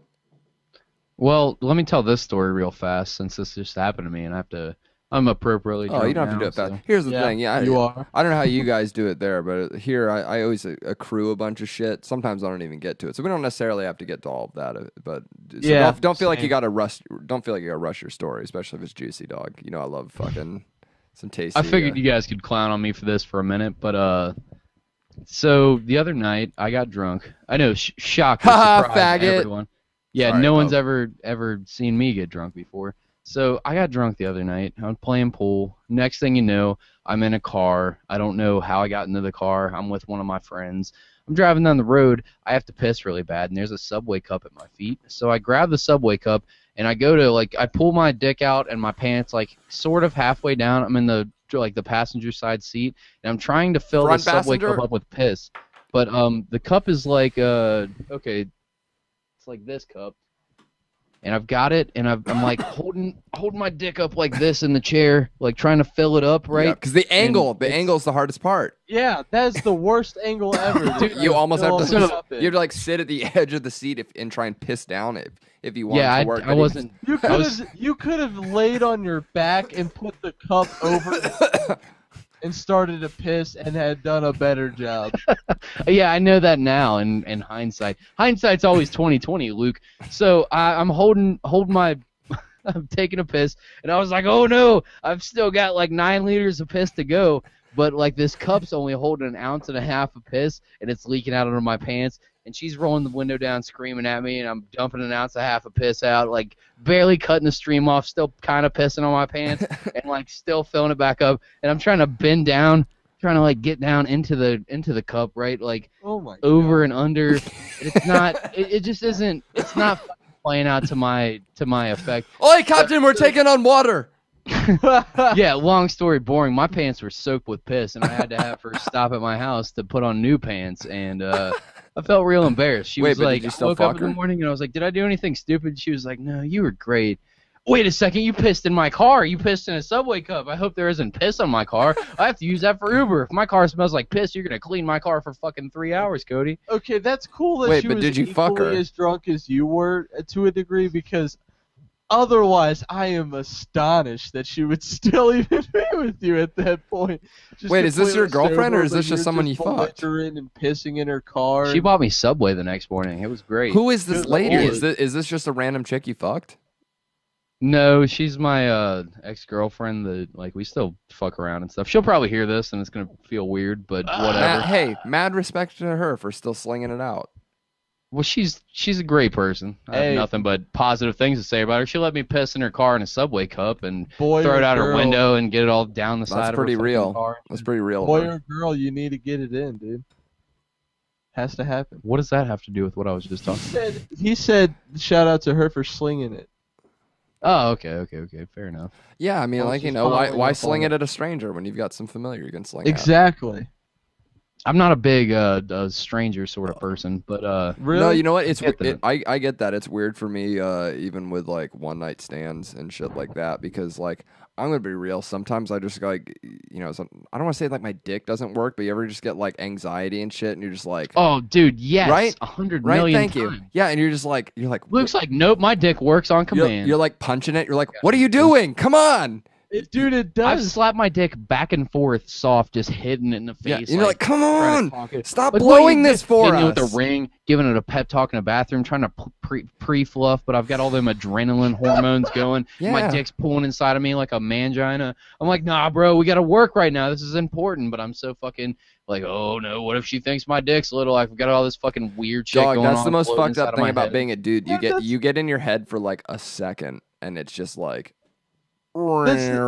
That's the easiest part Gone. about strangers is you don't have to fucking worry about anything. no, but afterwards. that's the thing. It's not that I'm worried about offending them. It's about like not performing well, or so you just get like this weird anxiety in your head about like nope, like- nope. And Nope, look, even then, look, even there's then, no, I totally there's get no, what you're worry saying. about Look, it. Luke, Luke, there's whatever. no ramifications. Like at the end of the day, it's like if my dick isn't working, whatever, I can just walk out and leave and go home. It's not gonna affect me. It's not like I'm saying that, but it's just like a weird thing where it's like, you know, when you're dating someone, like inherently, like if you just have a random like dick problem, or whatever, they're just gonna be very. And I've actually had it happen with a couple one night stands, and they're just, surprisingly they've all been just like, yeah, it's cool. It's like that shit happens, but like it's still like, you know, if you're dating the person you're with them, they're gonna be much more understanding than like. I fear, because I know this will happen at some point, where that shit'll happen and the chick's just like, yo, what the fuck, and then just starts roasting me, and then I'm just like, all right, I'm gonna go home and kill myself. Like, You've had a girl No. roast you before no. afterwards? No, I'm saying that's what I'm dreading, because I know at some point that'll Oh, yeah, happen, that where like, sounds nice. Dude, I had anxiety for you. I was like, oh no, I would kill myself. I would right, that's fucking what I find mean. a way to I'm hang waiting myself. for the I'd- chick that I'd put a garbage bag over my head and oven mitts over the fucking 100%. hands so you can't even peel the garbage bag off and suffocate myself in the car. Like, I would fucking make sure there was no coming back from it. Take fucking 80 fucking opioids. right, because There's no... I'm killing myself if I get roasted for like... 'Cause that's the thing. time I'm my like, dick's hey, living right after and I already have all this fucking and- insecurity. Like, and like I'm look, and like taking Luke, myself out I'm of not this saying world, this is Joey. happening every time, dog. I'm saying like one out of, if I'm being real, like maybe 1 out of 6 times, maybe even 5. 1 out of 5 or 6 times I'm having like it'll happen. We're just like somewhere I'm like, well, shit, and it's not even like a too drunk. It's just like I go like out loud. I'm like, I don't know why my dick isn't working, and so like. I know, And they've I've all been never had- understanding. They've all been like, "It's cool, don't worry about it." And I still fucking help them out. I still eat their pussy and shit. But like, Dude, yeah. That's my whole thing. I'm just like, even though I'm not fucking working, I'm definitely mouth still gonna works, make sure dog. that you're getting off. Like, Yeah, that's exactly. important Because for at me. the end of the day, 110%. 100%. I'm like, I don't know what's going on with my anxiety, I don't know, I'll make a joke, they'll usually laugh, whatever, Yeah, and then and that's fucking my I'll thing, just be like, I'm gonna help 100%. you out. So you feel me? And It's I like never get a bad review. They're I always always- get good Yelp yeah, reviews. yes, Good yes. review. But I'm waiting for that one. I'm waiting for that 1-star review to come in, where I'm Yeah, gonna, where exactly, immediately they're just like, oh, For all what's the wrong? 5-star Bruh, bruh, reviews, bruh, that bruh. 1-star review will wreck you forever. Yeah. You'll never stop Just thinking ruin about it. Ruin my I've never confidence. had a performance issue, but I've had a deterrence. Like, once they show like some sort of attribute or something that just really fucking turns me the other Pussy way. smells like I've rotten done mackerel. the other way. That's one of them.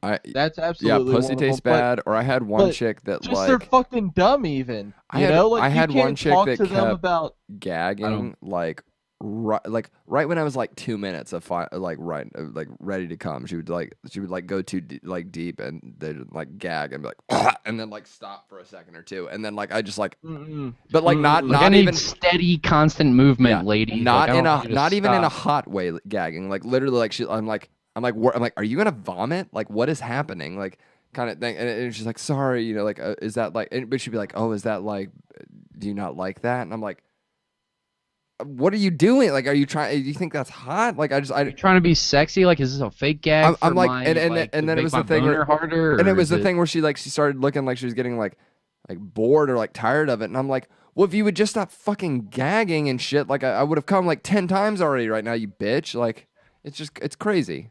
It's crazy. Sex is awkward. That's what we're trying to say. Casual chick in a Myers parking lot. You savage. And that was just the usual spot. Like we finish work and then we'd go to the Myers brother. parking You lot bastard like, right motherfucker. after. And but the thing was like it's supposed to be hot dirty sex in Myers parking lot after work, you know. Yeah, but it yeah. fucking wasn't a lot of the times because like you're laying You down in smell the like- back and then she's on top and she's just going at her own pace because her own pace, like there's no like you're both like in sync in a motion. It hurts. I'm gonna go at my own pace. It was just like, oh, Did I'm you just humble kind of- brag I'm about your just giant kind of dick again, fucking sir? here. Did you hear that, No, Joey? you've never Live had on a the bitch internet. say that shit like it hurts before. I'm not gonna packing- change the I'm name of not this packing episode to big Humble porn Brag star Big Dick cock. Energy. I told you I'm not a very trying average. To brag. I'm No, trying to be we're just very giving you real. shit. This is great. I love this shit, dog. Yeah, have you ever had a girl? This is tell what you the it head of hurts Luke's before? dick looks like. It's just No, you know what? Here, you know what? To make Luke feel better, I'll humble brag about. A chick told me one time, I have a porn star. Oh, to make Luke feel better about his gigantic cock, let me no, tell you a no. story I- about my I- big old I'm dick. trying to make him not feel like he's humble bragging too much, so I'll add a humble brag to it. A chick told me once I have a porn star quality dick, and that like I should be doing porn. Essentially, that it was like selfish of me to be hoarding that from the world. Boom. There you go. And see, now I look like the douchebag. I'm gonna take all the pressure dude, off I you. could go on for days with big dick comments and look like a total tool. You know what's crazy? I have a slightly similar so you're like ridiculous like hookup stories. I have a similar story to like the fucking you know the famous Joey hate Diaz myself. story where he snuck into a chick's house and ate her pussy on a Quaalude. Oh yeah, Yeah. Joe Diaz, yeah, of course. So one time, I don't think I A told this. broken cocksucker. I was eating her monkey. I was like a vampire. I ate a pussy on I a was like a Quaalude. vampire cocksucker. I came out of my coffin. There was a Worst chick. Joey Diaz impression There was a ever. chick I Hashtag went over worst to one. her place one time, and this was like, how old was I when this happened? I think I was 22. Cheers, dog. Drinking this at you, motherfuckers. Here's to you, fucks.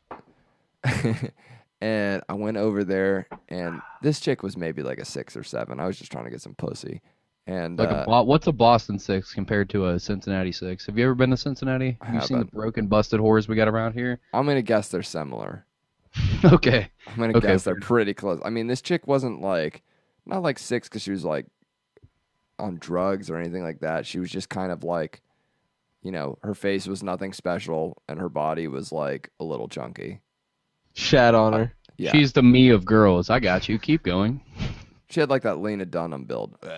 That was when I was just here's the thing, man. You know, you can't be banging fucking 9s and 10s all the time. Sometimes you gotta fucking like sludge it out in the trenches and fucking you know you gotta get your amateur fights in, so to speak. And so I went over to this chick's place and I started fucking eating her pussy. And that's it, dude. I don't get too graphic, but I fucking love eating pussy, dog. That's like one of my things where it's like, It rolls. now if I'm having trouble with the downstairs Joey's region, like, that's my steaks, go-to because fettuccine that shit, Alfredo, pussy. It's all on that top 3 list, dog, it's up there. It's up there.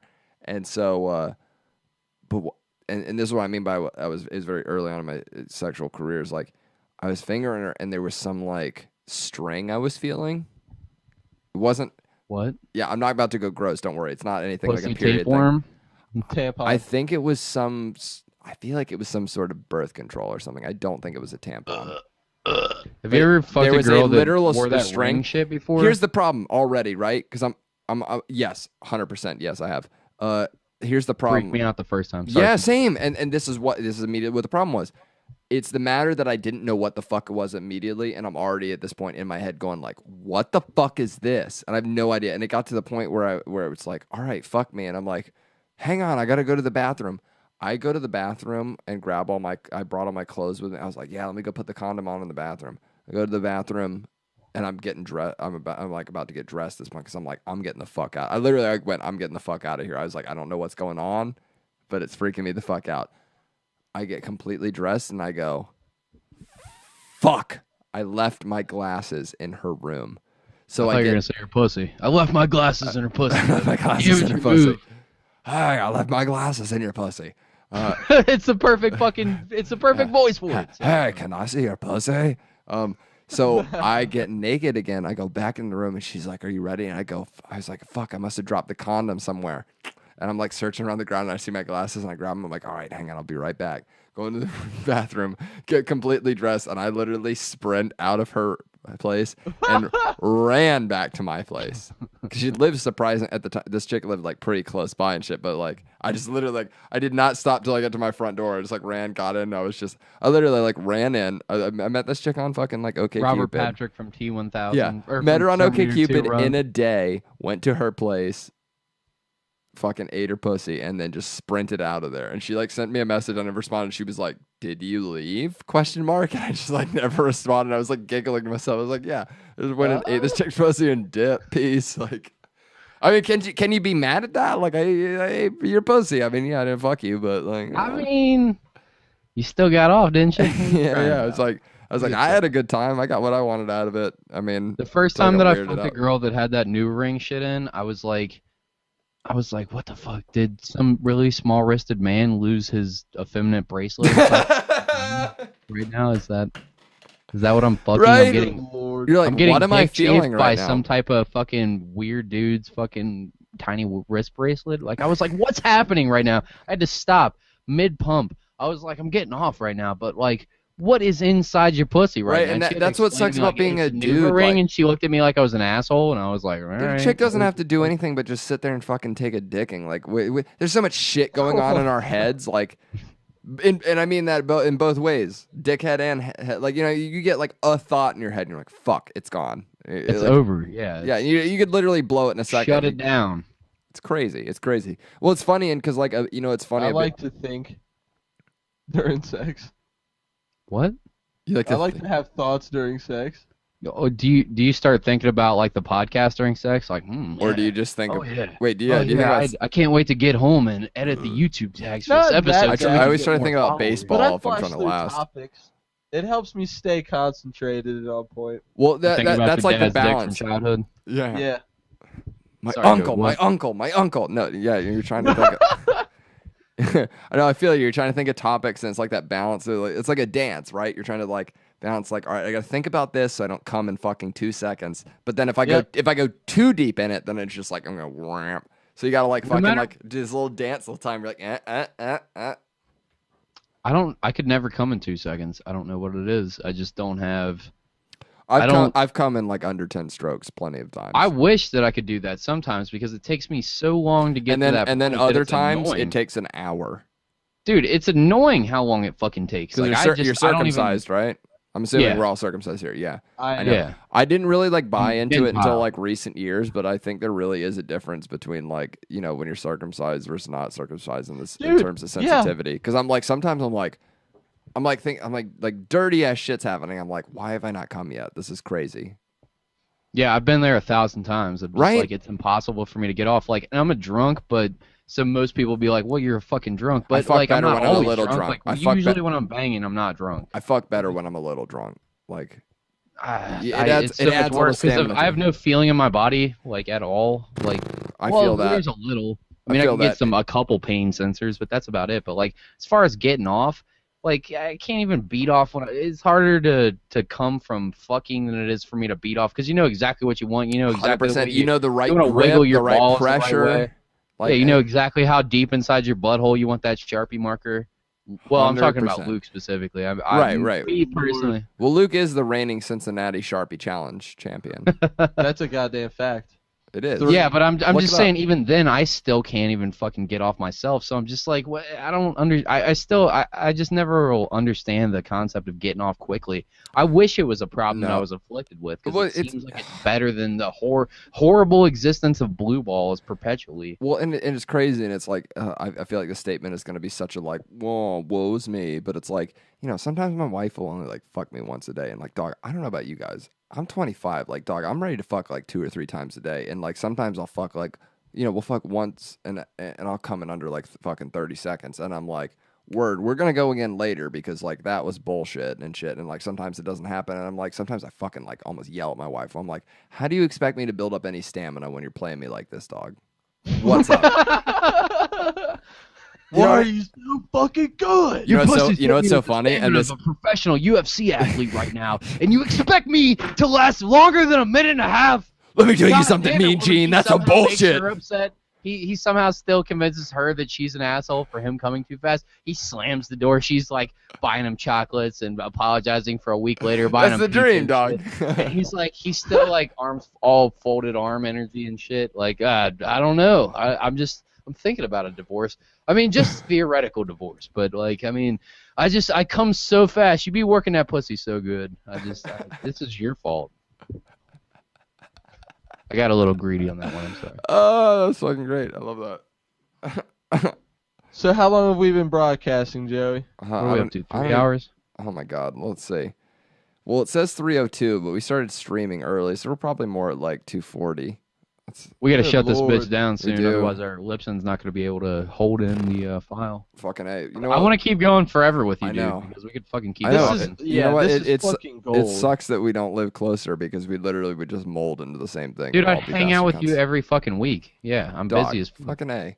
Listen, dog, if you guys ever want to come out to Boston, you've got a place you can crash at. Same for you with Well, Cincinnati. yeah, Come yeah. the fuck out, dude. Let's hang out sometime. We got to make this shit happen, dude. And more of these podcasts. We've got Dog, we should Joey make it a booked monthly for thing, August dog. 28th as well, listeners. If you made it 3 hours deep into this bastard cunt sermon. You know what? That's the real fucking troopers of this and shit. You know, people that fucking sludge it out with us. We're going deep in the Goddamn fucking right. murky waters. We should do this as a monthly thing, dog. We fucking we always fucking Down. vibe well. And hopefully Pat will be here next time, not taking his 9th vacation of the month. Yeah, fucking asshole. Fuck you, Pat. What We're a out here prick. working. Scumbag. Selling drugs to kids, taking 20 vacations. I mean, what a fucking asshole. And that Luke, I mean, he's a rapist and a murderer, but at least he isn't taking 20 vacations a month and selling drugs to I kids. heard Bad. Pat sold Bill Cosby the drugs he used to rape all those women. I heard that You heard he right. only sold them to him because he knew that he was going to rape the women. He was like, I don't want just people getting high. Bill Cosby was like, no, you're going to rape women with these drugs. And Pat was like, oh, okay, if it's for the cause of raping women, then I'll sell you these drugs. Oh Too my far God. right at the end. No, Whatever. not at all. Suck a dick. You know what? Don't Let's go there. Wrap it why- up why- there. yeah. You know, why don't we let's quick run through this fucking Michael Che shit, and then we'll wrap this bitch up. Cause Yeah, let's do that. I know we both wanted to give a big shout out to Michael Che. Michael Che has always been one of my favorite comedians, but also He's hilarious. favorite- Tremendous. Check out Saturday Night Live. I hate Check making out the the Legion distinction, of but Skanks with also him on like it. favorite black comedian. Like, you know, they're all comedians, but at the same time, like I just appreciate that he's one of my favorite Skanks guests because of the fact that he has so much to lose by being an SNL fucking head writer, and like he still goes on this offensive shit. And he doesn't still care. goes on Skanks and still fucking lays his Yeah, neck he out on gives the a chopping fucking block. shit about the purity of comedy, and that's why I fucking love Michael Che. We need more of that in comedy. 100%, dude. More and more of that. People And- that have balls. And that's what within the this industry. whole piece is saying. Like, you know, it says Saturday Night Live writer Michael Che slams unfunny comedy culture. And I'll quick read through this. But it says, this is our blah, blah, blah. It's bullshit. Okay. Che opened by saying that he typically doesn't attack other comedians, but that the situation demands it. Quote, I know I've always said comedians should never openly shit on comedy, but what the fuck are we going to do about all this anti-comedy comedy that these A students keep shoveling out? I mean, what the fuck is going on? 1 or 2, okay. But there's like 3 of them now. and it's becoming a goddamn mild inconvenience. What the fuck, Netflix? Give them That last part though, he's like, it's becoming a goddamn mild inconvenience. Like that's a joke in and of itself. Like, right? Like just the wording is so good. And then quote, what the fuck, Netflix? Give them niggas another section. Call it stand-up tragedy. And it says Che references recent Netflix comedy specials that seem to favor political correctness over humor. Hannah Gadsby's recent stand-up special titled Nanette ditches jokes instead of talk. First of all, Tim Dillon, I love all weekend long. He introduced himself as Hannah Gadsby. It was amazing. It was amazing. It says Nanette ditches jokes and instead talks about her life as a queer woman. She also discusses in detail being raped and sexually assaulted. Che seems to reference this in his next story, which says rape stories aren't comedy. Quote, some critics say rape jokes aren't funny, but you know what's, in caps, definitely not funny? Rape stories. Just flat out. Fully detailed rape stories. I don't know about you, but that hasn't made me laugh once. End quote. And this is why I mean, like, round of fucking applause. Dude, 100% yes. Che 100% is yes, slaying this, dog. He's slaying this. And that's the thing. It's like, yes, rape jokes can be funny, but if you're just going to sit up and go at me like, this is a comedy special, but I'm going to in detail describe to you my rape story, like, that's just uncomfortable. Yes, everyone thinks rape is a bad thing. If you don't think rape is a bad thing, you're a fucking idiot. There should definitely be fucked in the head. there should definitely be a TED Talk platform for you, but there should not be Hannah a Gadsby should have been a comedy TED special. Talk. It shouldn't be allowed to be called a comedy special because all you did was make people sad about sad shit. Dude, and you need to make people. there's laugh this their movement nuts where they're off trying to about say you have to be meaningful with your comedy instead of being funny. It's like, dog, the core value of comedy is funny. If you want to be meaningful, go give a TED Talk, go do a podcast, go fucking put out some stupid viral video.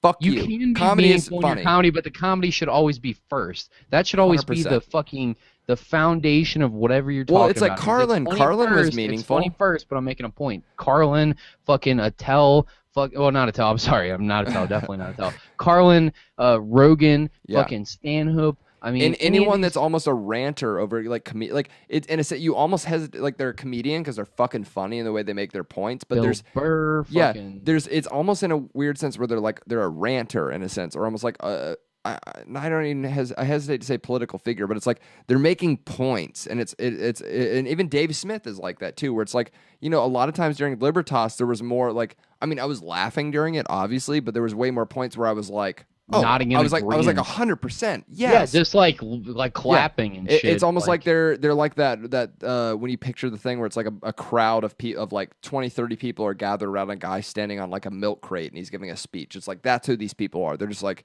they're giving these fucking speeches that are like they're peppering in comedy to make it like funny and lighter, but they're making very real points. Absolutely. Yeah, I really respect Michael Che. Will you read that last line? Because that's the line that got me, the last line in the article. Yeah, you'll see. He said, some critics say rape jokes aren't funny, but what's definitely not funny? Rape stories, just flat out, fully detailed rape stories. I don't know about you, but that hasn't made me laugh once. Keep going. There's a little bit more. He said, Che said in a later story that he hasn't watched Nanette and told fans to, quote, stop asking. Replying to fans who direct messaged him about his statements, Che stated that passing off rape stories as comedy makes him feel, quote, lied to. And then he said, quote, I don't want to have to, quote, survive a comedy special. I want to laugh. Let's not make this what it's not. And then Che pushed back against another person who said comedy equals tragedy plus time. This is the one. Yeah, he said, quote, you still need a punchline, you dumb motherfucker. You can't just walk out and say, the Holocaust, good night. Exactly. Fucking exactly. Now, it has to. I giggled on jokes Reddit about fucked up shit, but it's got to be a to joke. Make it a joke. You can't just come out and say this horrible shit happened. 9/11, and then like expect laughs and shit. And it's like, now granted, I got to be honest. If a comedian did just come out and go, the Holocaust, good night. That is a good joke. I still would probably find if that was like and then walked off and never came back out. I would standing ovation that motherfucker. Hilarious, for his commitment to Andy Kaufman-esque fucking nonsense. But no, that sentiment's right, and it's like there's nothing more beautiful than that sentiment where it's just like, yeah, you can make rape jokes. He's like, there's definitely not funny rape jokes, but it's like, it's definitely not funny just telling a rape story, like. And that's the thing, like, don't present things like Nanette. Comedy special. You can talk about your rape story. You can fucking get that off your chest on a public platform. That's what's platform. crazy. You can be empowered, but don't force me to make this my fucking new version of comedy. Or tell you've comedians. taken away so much so far as what we can say. You've taken away the word faggot. You've taken away fucking people having the right to be able to just say words and. Well, dog, I had a friend tell me quotation recently. instead of- They said they're like, You I can't hate say that the word. retard anymore. Yeah. Like, why not? They're just words. I had a friend Words. tell me recently. He's like, I hate that faggot means gay people because like it's such a That's good not word. what I grew up with. And you know, I said 100%. I said. I was like, faggot doesn't mean gay in my world, dog. That's not what it means to me. It's just not. It's just not. And it's like the Louis C.K. bit. It's like, you know, a gay person can be a faggot, but just faggot doesn't mean a gay person. It's not what it means to me. I call my fucking friends faggot when they're saying something stupid. Or it's like the Louis bit where he's like, Phoenicians are from Phoenicia. It's like, fuck you, faggot. Like, you know, he's just like. Even if he's gay, get back to sucking that dick and stop being such a faggot. Yeah, Yeah. It's just so, not, it's like, just not the same thing. And it's just like it doesn't in my world. It doesn't mean. And it doesn't stop at the word faggot or retard. It keeps going forever. Now it's tranny. Now after tranny, it's gonna be this next word, and then even me saying the word that you're not allowed to say. Eventually, in 5 years, if this podcast ever takes off, it comes out now on TMZ that I Cody showed this Hucker said fucking the words faggot and tranny to reference words that you're not allowed to say anymore. And now we're gonna take his livelihood, take his fucking job. It's all going full circle to the first. I would shit that we're literally talking go. about. I'm quoting and making a point. I'd be like, okay, like I'm not. I'll be like, what? Do you want me to sit here and list off like my black and gay friends to you? Like, I'm not gonna do that. Like, I don't need to prove Exactly. shit. I'm not gonna sit here and defend what I'm saying. That's the thing. The trick. You don't apologize for it because none of us here are racist. Like, I have nothing to apologize for. My fucking mentor, the guy that taught me like everything I know about audio and most of the life lessons in life, is black. I make a ton of jokes where I use the N-word and shit like that when we're on this podcast. Like, I have no hate in my heart for black people. Michael Che is one of my favorite comedians. The funniest comedian of all time, my opinion, probably Dave Chappelle. Black dude. Like, I'm so influenced by that culture and like rap music and stuff. It's just like, I'm not racist. Like, I'm sorry, a word doesn't make me racist. I don't 100%. like, I don't look at a black person ever and go like, I'm not going to help this person because they're black, or like anything because of the color of their skin. It has nothing to do with that. So it's just like, what, you want me to sit here and defend? Like it's like, sure, I could list off my black friends too, but I'm not going to do that because I don't feel like I need to defend anything because I know I'm not racist. I'm just not. I'm not. 1000% yes. I think that's a tremendous way to wrap this motherfucker up. Fucking Joey. A, dog. Perfect ending last words. Fucking A. Thank you so much, dude. Go Good check fucking out time. Shit Talking Cunts, Wait, the hang on. Bastard Sermon Between the Covers. Get a Gas Digital subscription and DM me if you want to lick my asshole. Or apparently, according to Patrick, put like a bunch of butter in your asshole. That's what I've heard is the new fad going on. I'm the butter inserter for Patrick's asshole. Just so that the record has been properly Wait, stated. hang on, let me get the plug music going on here. One sec. Oh, the 40 We ounce won't cut. be able to hear it, so we're just going to talk over it obnoxiously. Also, I'm drunk, so sorry for that. Oh no, you're good, dog. There we go. Now I gotta go in there. Gutter Anthem by 40 Ounce. Fucking goddamn, man. We got to do these Swapcasts. We should start doing these at least once a month, dude. Once a month. I gotta be honest. I feel like the Absolutely. best podcast I have is when I'm fucking Swapcasting with you bad motherfuckers.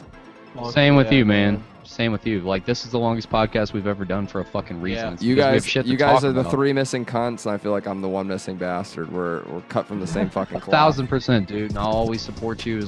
I don't even give a fuck if you don't support us. Like, I'm gonna keep supporting what Dog, you do. I 'cause support the fuck out of you. I've been put the last at least 3 podcasts. I'm started fucking sharing you, drinking this at you bad motherfuckers. You, man. You know what? Our future's fucking bright. We got a bunch of shit under wraps that we're talking about. That maybe you guys will all find out in the future. Who knows? Maybe. Goddamn right. I love you, you bad Irish motherfucker. Take it easy. Love you, Joey. You guys got any dates or anything else you want to plug or? Go follow us at the Bastard Sermon, or if you want to go to Twitter, it's at Bastard Sermon. Because some fuckhead stole the from us. What a But, fucking everywhere asshole. else, it's the Bastard Sermon. And you guys are on Or at the iTunes and Bastard everything also, right? iTunes, Podcast Addict, PLAYERFM. You can find us on Rockstars Glued 3.0. You can find us on just about any podcast platform, and if you can't, we'll send our crack team of specially trained technical magicians to go fix this problem for us. And by technical magicians, I mean just Luke.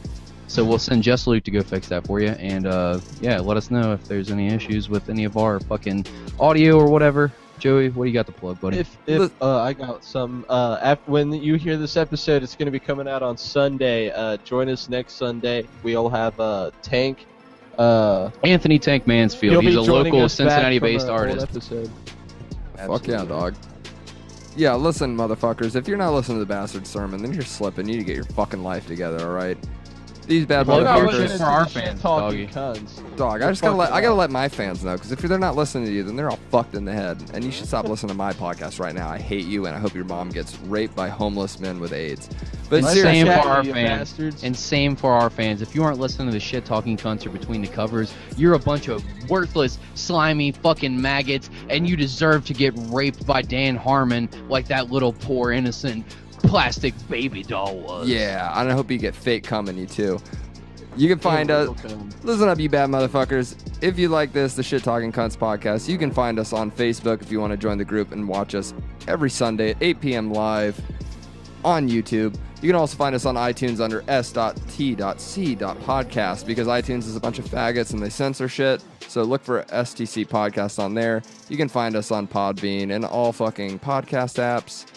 You can find my band Danesleaf online. We're going to be playing August 10th at Jewel, Manchester, New Hampshire with Seven Spires, Age of Embers, and Will to Run. It's going to be a fucking bonanza. We got an album coming out soon. Also follow Between the Covers podcast with Nyx and Ophelia Blackwater, two bad bitches reviewing bad romance novels. Yeah, I got a little stone there. Holy shit. Bad romance novels. And next Sunday, I believe it's going to be Scott Wharton calling in again. He's been having some great success recently with fucking roast masters and shit. We're going to shoot the shit with him like we always do. And I think I can fucking confirm this so far. I confirmed it over Fortnite, so I don't know how official that is, but in September... Just say in September. About the 7th, 8th, or 9th or so, when Legion of Skanks is going to be in Boston for their the podcast festival that's going on, Boston Podcast Festival. Louis J. Gomez will be on my podcast about that time. So God please check dang. it out. I'm trying also to see if hopefully I can get Kim, you're my girl. I'm trying to get Kim to be on Between the Covers when they're Powerful Kim Cogden. powerful Kim Congdon. Fucking funny, arguably the funniest female comic or newer female comic alive right One now. of the best female roast battlers, or even just period she's the roast best. battlers. She's the best, arguably top, Fantastic. best roast battler of all time. Unreal how brutal she is. But check out the podcast, Bastard Sermon, Shit Talking Cunts, Between the Covers. That's right, we're fucking bad motherfuckers. Check us all out, motherfuckers. If you don't, you're a bunch of cocksuckers. Spreading like a virus, bitches. Like herpes, we come in with a vengeance. Peace. Peace.